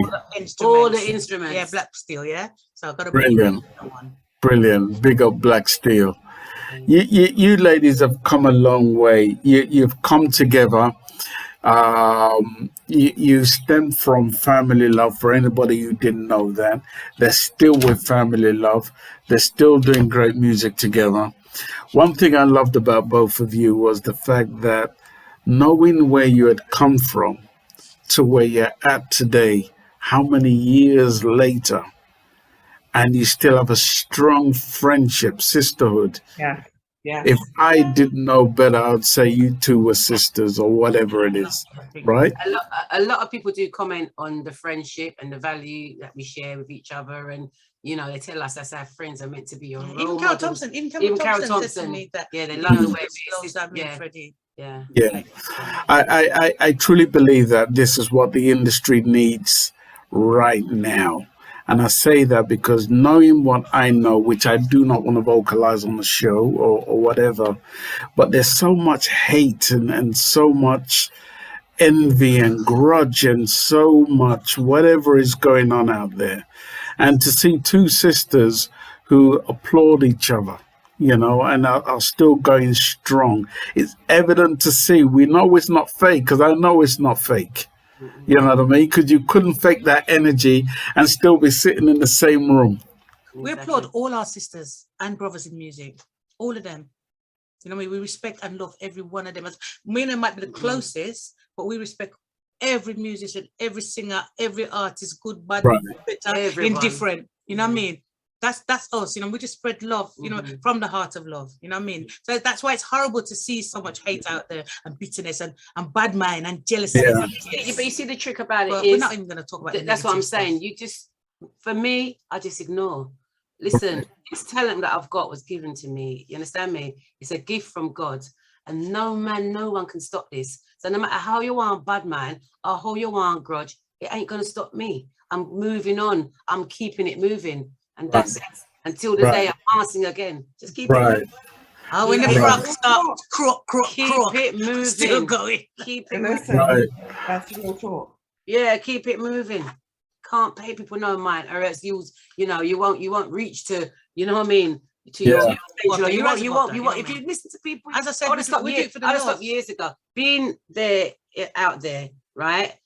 People, you're obviously going to go through battles. You're going to go through these things. We know that, but it depends on you as a person, as an artist, how you're going to cope with it, how you're going to cope with that. You understand me? So my coping mechanism, me and Winsome, there's a lot of hatred. I mean, there's a lot of things that's going on. I won't even say it on air either.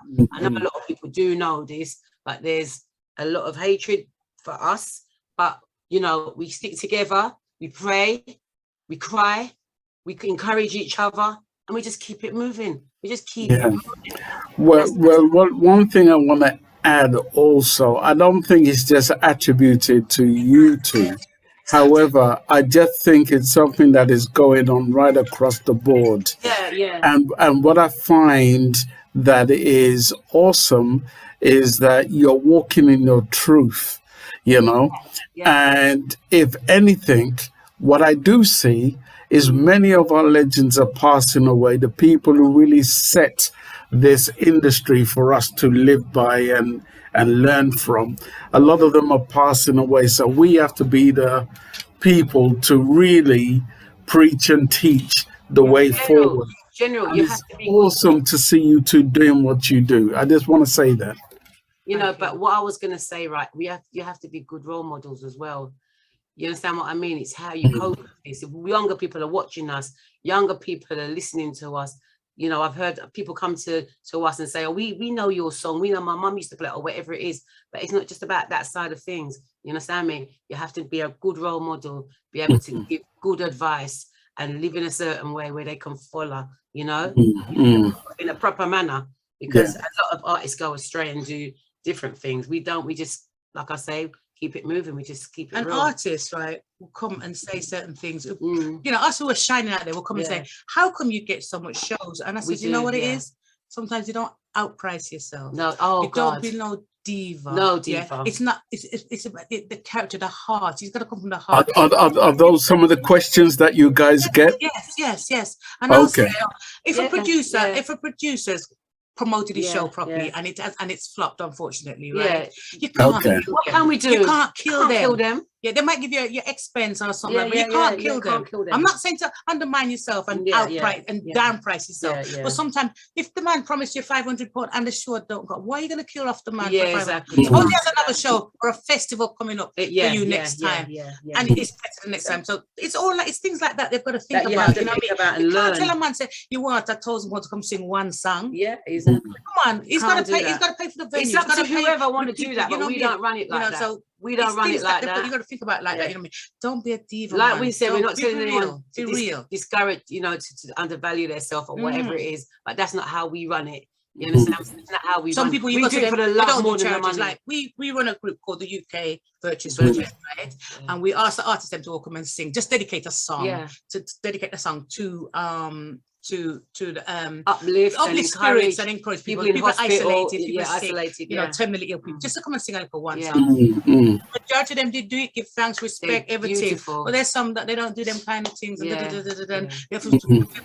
pay. Oh, you know, pay for Zoom. You know what I mean? But they, you know, some people wanted money to come perform on a Zoom just to uplift someone. Sing a little song where they know you back in the day. They haven't been able to go out to see you 3 years. We're not in lockdown in you know what I mean? Or whatever it was. Them kind of things. Yeah. It's just crazy. That idea. How can you ask me for money to come and sing a song on Zoom? You're not even coming out to your house. You're doing it from the comfort of your own place. And you're encouraging people out there who are lonely. That's the difference. So that, you know what I I Yeah, that's the difference. It's not about money, I say. We do a lot of charity work as well. We try to help different charities to work fundraisers as long as it's being spent properly. You know, that's another thing what we did in Gambia as well. We turned on the electric in a school in Gambia. Big school of 2,000. Yeah, we did a fundraiser. We did a fundraiser and we turned on the lights and there was no lights. We're about to start another fundraiser now to put the water because they've got no water. Big gun business. Booyaka. Yeah. Proper. Just going to start use the talent to motivate others. That's what it's about. It's not about filling up my pocket. You understand me? Thank God I can work and get my little, you know, my little money, my little rent, whatever it is. But if you can take your talent to help somebody else, if I can take that and make £100 to build this water or whatever it is to help children, why shouldn't I? Why wouldn't I? Do you understand what I mean? No fresh nothing. No light. They had computers, no electricity, no light. We went and saw the school. We spoke to the children. We came to every classroom, and the children were absolutely amazing. You know, from kindergartens to big children, no light.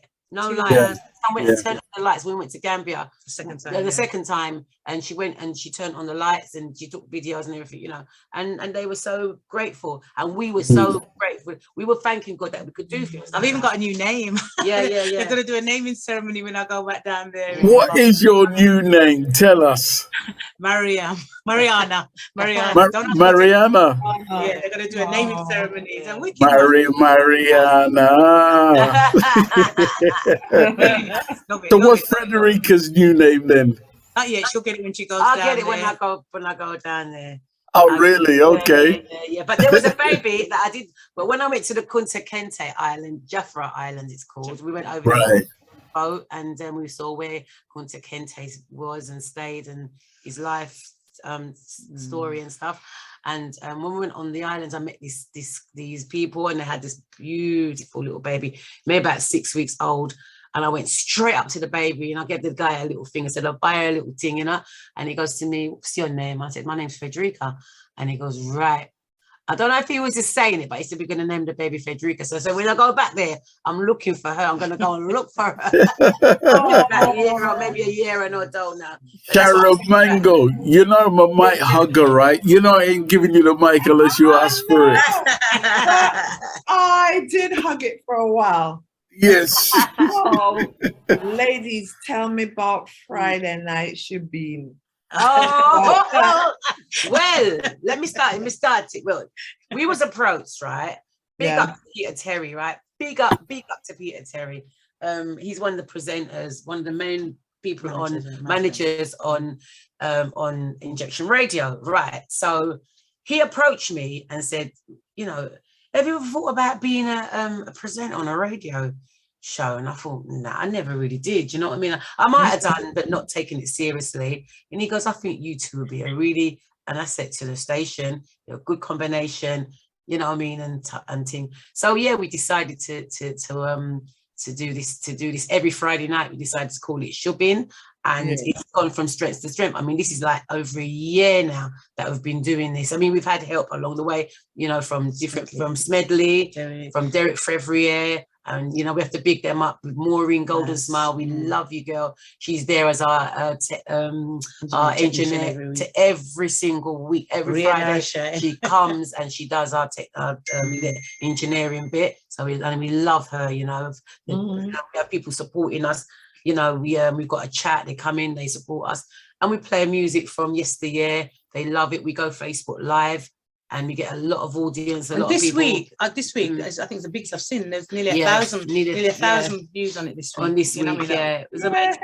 Yeah, because we have like different subjects that, you know, different themes. Yeah. This week we dedicated it to all our late and great icons. So we might do UK. We always feature our UK artists as well. You know. Yeah. We dedicated sometimes to the female UK, to the male UK, Jamaican versus the UK. You know what I mean? So try to mix it up and make it different. We do a competition sometimes where they have to guess the singer or the artist and you know, make it fun. You know what I mean? And it's quite interactive, and we enjoy it with the audience. They participate. It's fun.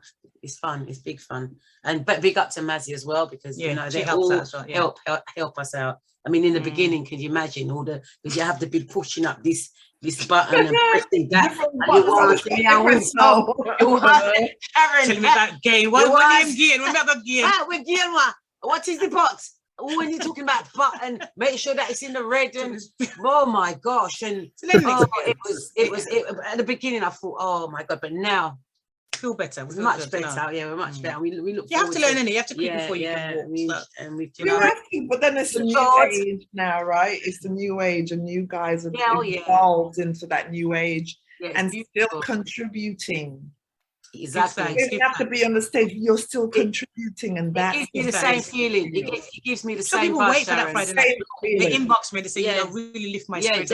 We'll try to make it comical as well and fun. You know what I mean? It's not all doom and gloom. Of course, exactly. They can send in their birthday requests and you know, be a part of it. You know, it's fun. And we can advertise what we're doing as well. So it's good.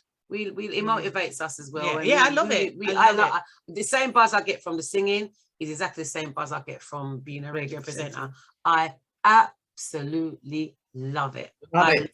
I love it. Absolutely. And it's brought out my confidence, because you would believe that I was shy as why? I was a shy girl, you know. 2,600 with Gregory. But it's weird because you can sing, because you can practice your words, but this talking, freelancing, you have to, you know what I mean? Not to say I ain't got a brain that I don't, you know, I found it really difficult, but with this show, it's really boosted me. It's helped me. And we do to be, you know, a more confident person. We also do a talk every 2 weeks as well, where the women, us and the other 6 women, Maureen, Veronica, Susan, Teresa. You know, we and let me tell you about the beginning of that. So one day, right? I don't know if you've ever seen this program called Loose Women. It comes on on ITV. Judy's on there as well. Judy's on there, and they Judy Love, they speak about different subjects, about 5 women, they speak about different, someone just said, I love talk, bless up Sharon, bless up, and we talk about different subjects, some taboo subjects that people don't really want to speak about. We try and touch on it. We're not experts. We we post. Have about a disclaimer. Yeah, we have a disclaimer, but we signpost to different organizations. We've done so many different subjects: diabetes, asthma. We've done cancer, strokes. Not just that, we talk about being cougars or having older partners or younger partners. That size matter. We talk about what's the thing that you talk about cougars.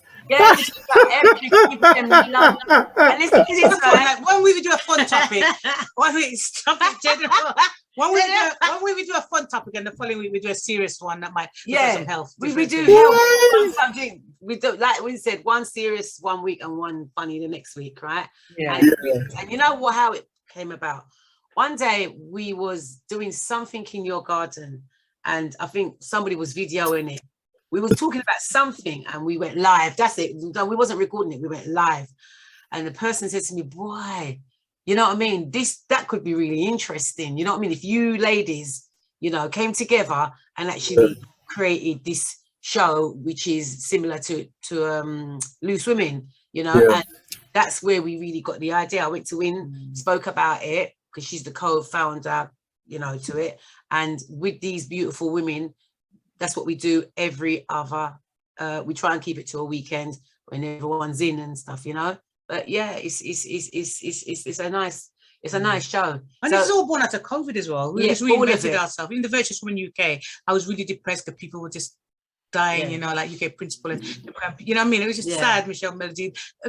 And I just said, you know, it'd be nice to do something that we could encourage women and encourage people, not women, people to just lift their spirits. So that's how that was as well out of COVID as well.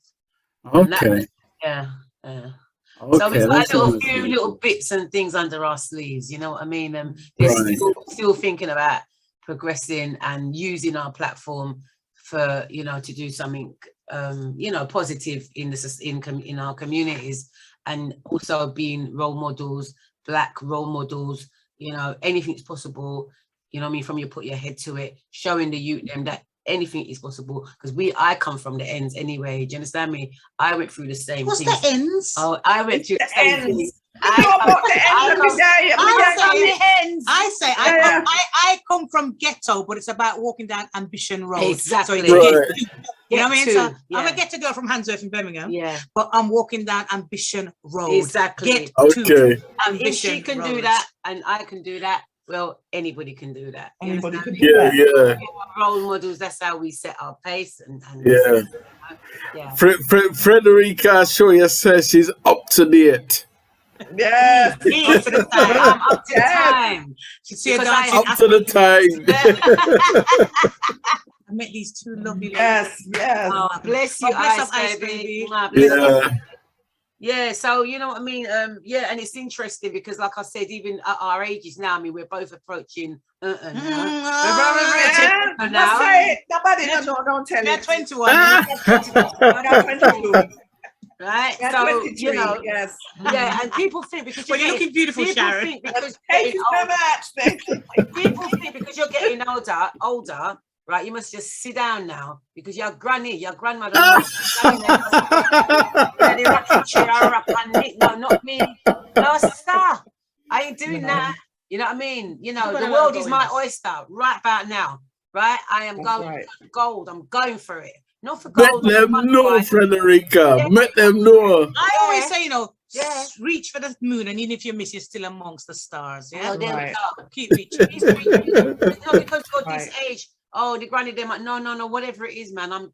Whatever I can do in my community and to continue to be a role model. You know, I will keep on doing it. I will keep on. And there's more to come. Much meant granny, you know. And there's more to come. You want to see me at There ain't no giving up. You want to see me out? I'm nearly 62 and still partying. Go girl, go Ice baby. You enjoy your life, enjoy yourself, because the life is dropping out. You know, so I'm nearly 62 and still partying. Let them know. 30. You know, 60 is a new 30, don't you? Yes. 60 is a new 30. Yes. Tell them again. Even my kids are telling me to slow down. My kids are telling me. That's my 21 daughter tell me the same thing. You need to turn the music down, you know, Mum. You need to this and them. They look like the roads, them reverse.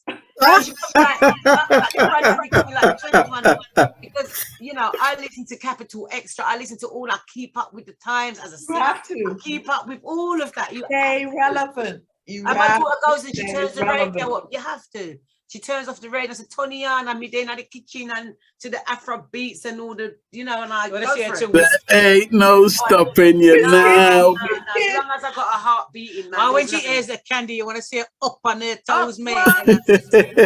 General, the back of Kimmy. General, that's mini Kimmy. My back of my knee is killing, but I'm busy. That's right. Living our best lives at 50 and 60. Yeah. That's what the title of my new album is, actually. Living my best life. Yeah. Oh, really? Your new album. When is that? Tell us about that. When I'm launching it on the 1st of October down there at the Golden Anchor Pub in Nunhead, SE15 2DX. And I've got Freddie performing, I've got JJ Born to Sing performing, and I've got my JJ Born. And I got Leroy Moncrieffe-Mitchell, my brother. Leroy Moncrieffe, my brother, performing as well. PD Cooley's hosting it, and I've got Father Smedley and Susie Wong playing the music. Yeah, I've heard of Father Smedley. Sharon, fly over. Free entry. Fly over, Sharon. Free entry. Okay. I wish. Golden black attire. Desirable but not essential, but it's going to be good. I've got about 12 tracks on the album, produced by Gary Digitech. Big up yourself, Gary. Thank you so much for having faith in me. Long awaited, you know what I mean? Been working on it for quite a time, but this lovely lady's done all the VVs for me, you know. Got the track on pleasure, there man. It's a pleasure. And I'm not in that still. Got a lovely Lovers Rock tribute to all of the singers, them, and some of the DJs. Bless you, Jen. Sorry, but we love you, yeah? Bless you. Bless you. Another duet, the top ranking duets on there as well, but yeah, you know what I mean. So looking forward to that, you know, and I'm going to dedicate proceeds from that to the Gambian appeal and to the kidney transplant. My son's just having dialysis now, so cancer. My dad died from cancer, so I'm donating to that, and with society, I'm donating to that as well because of stroke. So you know, please support. And you're talking about albums. I just want to mention that my albums, I've got 2 albums. One is called Just Frederica. That is an album that was produced by Gary Digitech Lewis. I wrote that. You got that? I wrote most of the songs on You're that. A darling. Yeah, you are. Yes, you're a darling. Thank you so much. Music junkie, you know, may I tell you. Thank you for the support, man. Thank you so much. Yeah. We're both music junkies. And you, Sharon. Nice, and you, Sharon, too, darling, and you too. And also, the second album is called Mix and Blend, and that was produced by the maestro Derek Frevere, and that is also available online. So please purchase it. Yeah, you know, the monies will go to certain charities and things like that. Yeah, we don't take it to fill up our pocket. Because tell us about these charities, because I think that's a good thing that you're doing. Tell us about these charities that you're attached to. Well, we're mainly attached to the Gambian one. So that's the one we're really working on. But tell us about that. The Gambian one, I'm just about to put it together in terms of, and blessed Yvette, who's on here as well. She helps me a lot as well.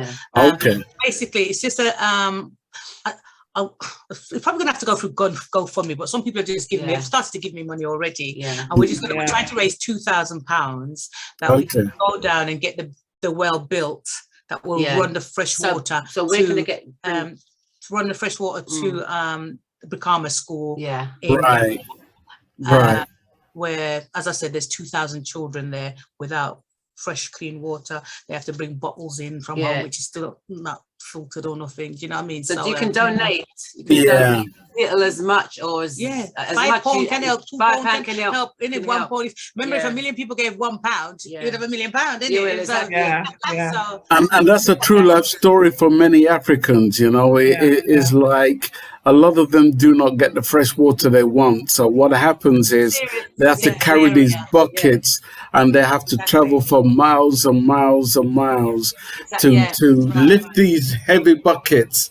And some of these young youths are as young as 8, 9, 10. Oh, yeah. And they have to walk for miles and miles. So that's an awesome thing that you're doing. And a lot of them have to get malaria, unfortunately. And it's sad to see children with malaria. And you know what I mean? Talking about 3-year-olds, Sad, 4-year-olds you know, with water, it's we've sad, seen you know it what I on mean? the head. Working hard, and I want to get away from certain it's different things. from seeing it on the TV when you see it for yourself. Yeah. If Exactly. you've got a heart Yeah. and you want to reach out, you want to reach out to them. You want to stop wasting money now and they're putting it to so use. appreciative. Oh, If you see the poems what they wrote for us and the songs what they sang for Oh my I want to God. cry. honestly, little children them and they come out and say, thank you, Oh. man. They speak proper nice English. What? Proper nice. Yeah, hear nice. them. Yeah. So beautiful. So good. But we've been in all charities such as Grenville. We Dominica did Green keep again. Dominica Green again. Cancer. Grenville. We're talking about the West London tragedy. Yeah. Okay. That was a few years ago. We did. Dominica again. We did Let's Stop Dominica Cancer again. appeal. We put a lot of Cancer awareness. Yeah, we did something for the stroke and the Heart Foundation for Jamaica. Yeah, we raised money did. for Yeah. that. Oh, yeah. We went to Jamaica for that one. We went. No, that's the Every Child Matters. Oh, Every Child Matters in the Caribbean. We did that with Patricia. We did that for about 5 years. We did that 5 years. We did one in England. I think it was 2 in Jamaica. Yeah. A few in England, but then we had 2 abroad, and it was amazing where they have seminars and they've got social workers, and they're actually advising and trying to find a way of helping these children in poverty and pregnancy and all of that. We did all of that all round. And this is not to get no praises on. No, it's not. Oh God, no. Not to get no praises. None of that. Do it from the heart of love. Yeah. We can make it better for one person. Yeah, that's what matters to So it's not life to me. It's not what, you know what I mean? It's just doing it for the love. Oh yeah. You know what I mean? If I was in need, I'd pray. Or I always say, so the good I can do now. Yeah. If God forbid anything happened to me, they will look after my children. Exactly. Right. Your mother was a good woman. She did help. Oh yeah. You know what I mean? That's where the place. That's me too. It's not about. None of that. I want you to say, I give her a halo, or she's brilliant. No, nothing like that. Nothing. Totally understand. You do know some people just want the praises and they want to. Yeah. We're just going to put that right. We're not about that at all. No way. What Chronic said, but do it for the love, man. I do it for the life. Success don't come overnight. You don't know. Well, I want to applaud both of you for your journey, for what you ladies are doing, for what you're doing now, and what you're continuing to do, and where your hearts are at. Really do applaud you. Thank you very much. Where's Sharon? Absolutely, it's an honor. It's an honor to meet you. Your presence, because you just exude greatness. Thank you, You know what I mean? You exude with God's greatness, blessings. Yeah. By God. Yeah. You are definitely, an instrument of God. You've extended not just from the stage area and performing. You've extended yourself, keeping yourself. That's right. And still spreading the love. That's right. Definitely. All God wanted, just the love. If we could love one another. That's right. That's right. That's what it's about. Just love each other. Yeah, that's right. Love each other, like love people. I genuinely love. I love people. I like what me and 10 Styles doing. Yeah, And this just came about it was just through talking. And matter of fact, it was a pastor who told me, was like, you're supposed to be on the TV and radio, something, do something. And the next day I got a call from 10 Styles. That's all God's blessing. You know what I mean? That's your purpose. You know what, right? Living in your purpose. You're saying that, I remember when I used to go to church, when John Bishop Francis, he was my bishop, and he baptized me. And I remember one time we was doing a rehearsal, because I was actually in the praise and worship team there at Ruach in Brixton, and we were singing, we was having like a women's retreat, Yeah. Singing. Yeah. They asked me they picked out some people in the choir. They didn't know that I was doing Love Rock and I was, whatever, back in the day. I didn't say anything to anybody. I just forgot about all of that, to be honest, and just focused on what I was doing at church. And one day we was practicing, and Bishop got up and he said he saw a light, like a light around me, and it's like the place mash up. Believe me. Even when I got baptized, he's like, they dipped me. And you see, when I came back out, people are knuckled. Listen, I'm thinking, am I that bad? Am I that bad? You know what I mean? I'm thinking, gosh. I tell I'm trying not to laugh. I tell you what, right? I tell you what, God brought me for this reason. Do you understand me? And when you've got people like my bishop, you know, that's a man of God, proper man of God, proclaiming over you like that. It's a, you know, that's wonderful. That's true. Baptize me too, but it's a spiritual. It's a spiritual. It's a spiritual trip, and a lot of people don't believe in that. But I believe in that, and that's what matters. I believe in it. People might be thinking, "Oh, whatever." No, I believe in that. So I believe. I was brought up that way. I do. I 100%. I'm different. Yeah. My. Sorry, Sharon. Go on. No. Go ahead. You go ahead. I was going to say my opening song every time is "Reach Out and Touch Somebody's Hands, make this world a better place if you can." Yes. I usually harmonize it, but I've been singing all week, so truck gone. Got a frog in my throat. That's always my opening tune to everybody. Just be nice to each other. Just be nice. Just be nice. Just be nice. Just be nice. Yeah, just be nice. Just be nice. It costs nothing. Love costs nothing. That's what I'm saying. It's the easiest thing to do and the hardest. Exactly. The easiest thing is just to love and respect each other is the hardest thing to do in this world. I love people. I love what we do. I love the fact that we can speak to you like you are our gosh, you guys are our idols. Remember the music. Nobody idols. We're all one. Listen, Sharon. No one. Sharon, I hate when I go out and somebody says to me, "I'm with Winsome. Give me this picture." Not like that. Nobody's idol. You just appreciate what we do. I don't know what your job is, but I appreciate whatever you do and whatever you bring to the table. Love and appreciate. Nobody. I mean, I idolize nobody. Remember, other than God. Yeah, it's only God. Nobody. I'm not more than nobody. You're not. We are one. We are one. I just do a different job. Let's just say this. You are part of our history. You're part of our history. You know what I'm saying? Our genetics. You're part of our DNA. Yeah, and that's a coming up. Say that. You know what I'm saying? Music. Some music helped us, and it's helped me.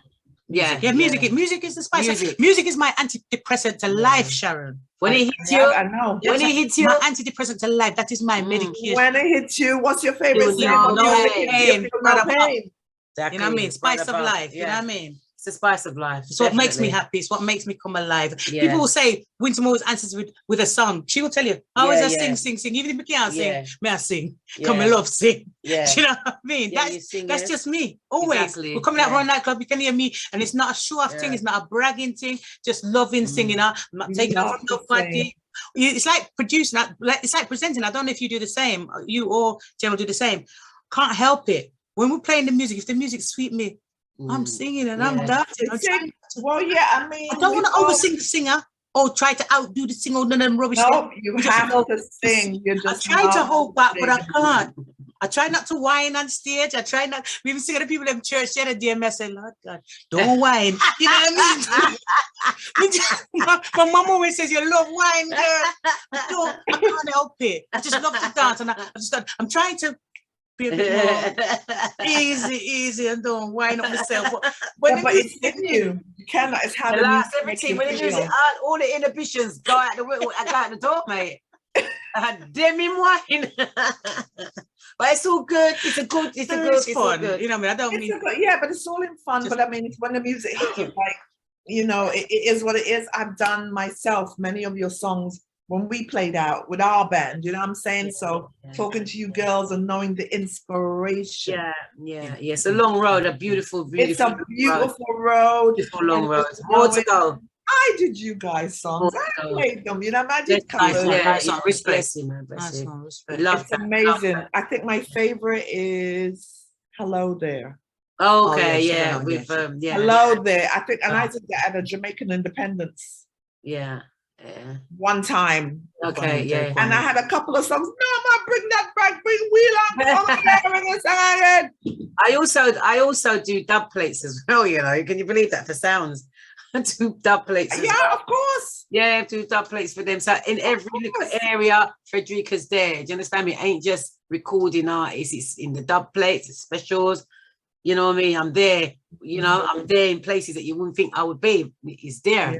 It's all part of a musical journey. That's what it is. It's all a part of the journey. It's all part. It's amazing. 100%. And listen again, and more to come. Like I said, because of the age, don't think, you know, there's more. Things that you're done. Just come. We'll say no more. We'll say no more. Right. So much ideas. It's like, you know, it's just so much. It's even some ideas that come up to Winsome about the other day. Yeah, are we? So it's 4 till 6. Oh, don't was it? Just a quick one, yeah. But I was gonna say, talk. I miss Sharon love to talk. She love to talk. Sharon, you won't forget what I was gonna say. But we've even been talking about stuff, isn't it? Like some ideas that we wanna put together. But we can't talk them more because you know, Sharon, sometimes you talk about something, right? And people just take your ideas and run it like it's there. No, you can't. You're just gonna keep it. You two talk about it and just implement it because people are quick and they see that's where the bad mind, wicked people. We don't stop. That's another topic. Yeah, that's another bad mind. You know, we'll be here all night. I'm telling you. I know. Been there. I know. Believe me, girlfriend. I can't believe it. But take your idea and run with it. You know. Run with it. Yes, continue to run and go along with it. God bless them. Yeah. God bless them. Yeah, exactly. It's true. It's true, darling. It's true. God bless them. So true. Yeah, 10 man. Star can't hear you. 10 Star can't hear. No. We're talking. Oh, can you hear me now? Yeah. Okay, sorry, I muted myself. Yeah, well, I tell you what, we're going to round up the show, you know, and I want to applaud both of you because the way in which you're living your lives today is a shining example to the next generation. And I just want to encourage you to just keep on doing what you're doing because whatever you're doing is working. Whatever you're doing is beyond you and bigger than you. Amen. Yeah? No one is bigger than the industry, right? But whatever you're doing, I do believe that you were made to do what you're doing, and that is why you're here. We're here to give you your flowers, not when you pass on, you know. In the living years. Biggie Mate says in the living years. Right. Yes. I want my flowers. No, Claire Angel said she wants her flowers. No. There you go. That's what it's about. So we rate you. We love what you're doing. I want to encourage you to keep on doing what you're doing. I love the collaboration between two of you, which is, to me, a sacrament. Is like a forging of that friendship. You know, there's a song you did, Winnie and Freddie in a combination style. Yes. Yeah, that's on the album. And I love that song. Talk to me about that song, and I'm gonna play it. Okay, so what it is, right? I heard the song. Wind down. No. You wanted me to talk about it. So let me talk fast. So what it was, right? What it was, General. I heard the song, and I was gonna do it. I was gonna do the song on my own, actually. I don't know how that's going to work because it's a song where you need someone to sing it with you. So I thought, you know what, Win, what do you think about doing this song? We brought it to Gary, and Gary said, yeah, and you know, you're going to play it now, so you'll. And our families are actually in that video as well. Yeah, we did a video for it. Right. Yeah. And listen, we got a big up Sister Ruben, right? Because the day we was gonna film, the heavens opened up. And we called him and we said, we need help, that's all. And he said, just come. So we ended up doing the video in Hootenanny, inside Hootenanny, in the warm fire. And he just did that with him. No, he didn't even, you know, we just love him. He didn't question it. He just said, all right, come, just come, man. And everybody, we all went there, did the video. So we always have to remember and big up Sister Ruben every single time. Yeah? That's why he can call us anytime. Anytime, he can call us anytime. That's where we did the Dominic Green, and that's where we did the Granville in Hootenanny. Right. And the new dance that day. Oh yeah. Now, which label did you do that for? Was it Virgin? Gary Digitech Lewis. So how comes it comes under Virgin? No. That was not originally us. It was Alfie and Donna that did that song, original song. We copied that tune. You copy that tune, maybe that's why on the iTunes it comes on the Virgin. Virgin, okay. I wish it was Virgin, but anyway, Gary Digitech. We give thanks for it. Yeah. We give thanks for it. So anyway. Gary Digitech did it back. He did it back. He did the Okay, so big respect to Gary Digitech every time. Okay. Well, I'm gonna play a few bars before we end the show, and then Sharon is gonna do her thing and pose questions to the audience who's in there that may want to ask Frederica Tibbs or Winsome any questions. All right, so take a listen to this one. Hold on.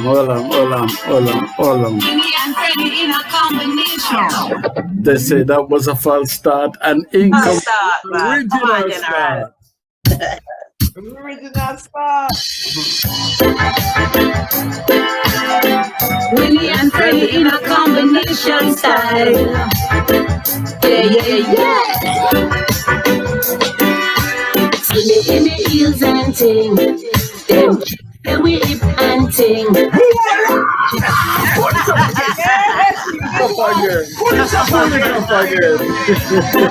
Willie and Freddie in a combination style. Yeah. See me heels and ting. Them chicks say we hip and ting. True them no know and ting. We have them going and ting. No pop, no style. Are strictly roots. No pop, no style. Are strictly roots. See me fire. Come again. Willie and Freddie in a combination style. Yeah. See me heels and ting. Them chicks say we hip and ting. True them no know and ting. We have them going and ting. No pop, no style. Are strictly roots. No pop, no style. Are strictly roots. See me on the road and you no call out to me. So you see me in the pants and jeans. Pull it up again. Pull it up again. I know them two come to mad up my show. I know. You didn't get the warning, you know. You got the warning, you know. I got the warning. You got the warning, man. Sharon Mango, do your thing, girl. Oh my God! So this is a part of the show where we're coming to a close. But if there's anybody in the audience, and we have a great many, which we're so happy for the support of these beautiful women and the show. Please, if you'd like to say anything, any words of appreciation and how much you love them, please unmute. If you're not too shy, that is. Some of you just listen and a drop water and not be shy. Talk up. Maureen Argus. Hi. Yes. Hiya, ladies. I am so proud of these ladies. I can't even begin to tell you. My heart is just wants to just burst, just pumping out of my chest. Seriously, they are a genuine article. There is absolutely nothing fake about them. They are a true example of what artists should be, which is humble. They're not divas. What you see is what you get. And it's an absolute beautiful pleasure actually working with them on a Friday night on the injectionradio.com. I just love them. My heart is just bursting right about now because I'm so proud of them. Thank you so much, Maureen. Thank you. Maureen, no, that's the sweetest thing. Nice. Anybody else? Hi, Winsome. Hi, Freddie. It's Veronica. I love them so much. They're wonderful women, not just as performers, because they're absolutely phenomenal as performers, but as friends. I mean, myself and Winsome have been friends for 40 years, so I know what I'm talking about. I just simply adore them. We work well together. I love you. The show was absolutely wonderful. Thank you. Keep it up, ladies. We love you too. Bye. Bye, darling. Thank you so much, Veronica. Thank you. Thank you. Anybody would like to say anything in respect of Winnie and Frederica? Yes, yeah. DJ Maestro. Wow, I just managed to get back in because, as I said, I had to make an errand, so I just managed to get back in. Greetings, everyone. Greetings and blessings. Listen, I have to agree with, Frederica and Winsome. Blessings to you and respect every single time. I have to agree with what Maureen and Veronica just said. I mean, you don't know me, but I've been following you two for years. As a DJ, you know, having your tunes, playing your tunes, loving your tunes. You know, you said 40 years. I mean, you sound, both of you sound fresh, like you just started yesterday. You know what I mean? You know what I mean? So basically, you know, what you're doing is just, you know, you two got, you just bringing up to a different level. You're so down to earth. It's wonderful to see something like, you know, that see two people as genuine as you two. I mean, you can't get any better than that. True. So, you know, just keep on doing what you're doing, keep up the good work. And, you know, your fans just love what you do. Just love what you do. And all the best to you both. Thank you, my darling. Bless. You know, Maestro, we can't be anything else. You know, we've got to be transparent. We've got to be real. You know what I mean? Yeah. That's what people like when you're real and genuine. Yeah. You know what I mean? And then they continue. That's what it is. You know what I mean? But that's it. Respect you. And we respect. Thank you. No problem at all. Thank you. 10-star, my brother. Sharon Sweetness. Yes, take my care. love. All right then. Next time, yes. All right. Yes. All right then. Thank you so Bye-bye. much. Take Is care. there anybody else who may want to say anything in respect of Frederica Tibbs and Winsome Moncrieffe-Mitchell? Papa said something in the chat. Yes. Bless you, Thanks, Papa. Pops. Papa Crook said something in the chat. Beautiful. Papa Crooks. Oh, Okay. yeah. Okay. No respect, Two Papa. people, ladies, may our friendship continue. Always, yes, Papa, Bless you, love, definitely. Pops. Heart to love every time. You don't know. Big Well, love. Heart to yeah. love. Sharon, anything you want to say before we end the show? Well, again, it has been my complete pleasure knowing and talking and learning the history of my two queens over there. Truly an honor. Bless you, Sharon. Winsome, Frederica, stay in touch. Yeah, bless you. Definitely. Please do. You're welcome anytime. And New Brunswick is literally about 15-20 minutes from me, just so you know. Yeah, okay. You know what I mean? I'm going to share your contacts with each other anyway. Please do. Do that, because the studios here want to know, take a little trip, like I feel like a new tune. No, we have music today here. Sure, I know that. Yeah. Bless you, Sharon. Thank you. It's lovely meeting you as well. Nice meeting you. Can feel your spirit. I can't wait to meet you. Yes. I want to thank everybody who's been on the show today. We want to thank the contribution of Papa Crooks for also sharing a few words. We value every single member that's been on the show today. Thank you for your contribution. Just being here means everything. Just so that the artists, Winsome and Frederica, can see the love that is shown on to them. You're here for a reason. It's because we don't want to share the love when you pass away. We want to say it to you now, so you can see my mouth moving, and you know that 10-star, as Sharon said, whatever. Thank you so much. Big up Yvette as well. Big up Yvette. Big up yourself, Yvette. So we are going to get out of here, and we're going to get out of here with this tune one more time.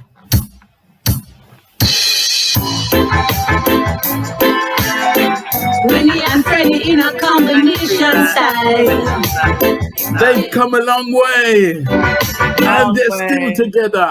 In the heels and ting, them chicks say we hip and ting. It's true, them no know and ting. We have them going and ting. No pop, no style. A strictly roots. What? No pop, no style. A strictly roots. See me me on the road and you don't call out to me. So you see me in the pants and ting. Sorry. I couldn't help myself.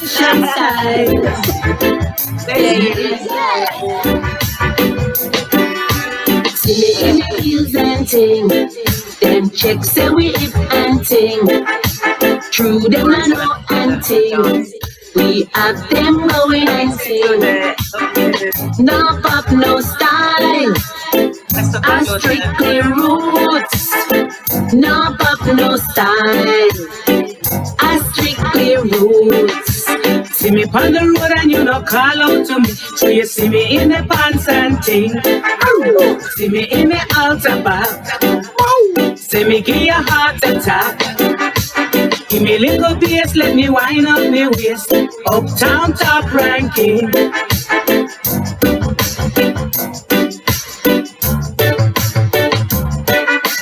See me in the Benz and ting.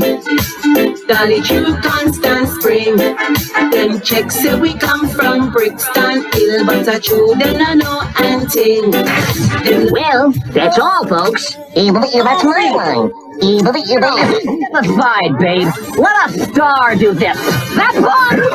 That's all, folks. Can I go home now? I'm 10-Star General from Starcade Promotions, and I'm out of here.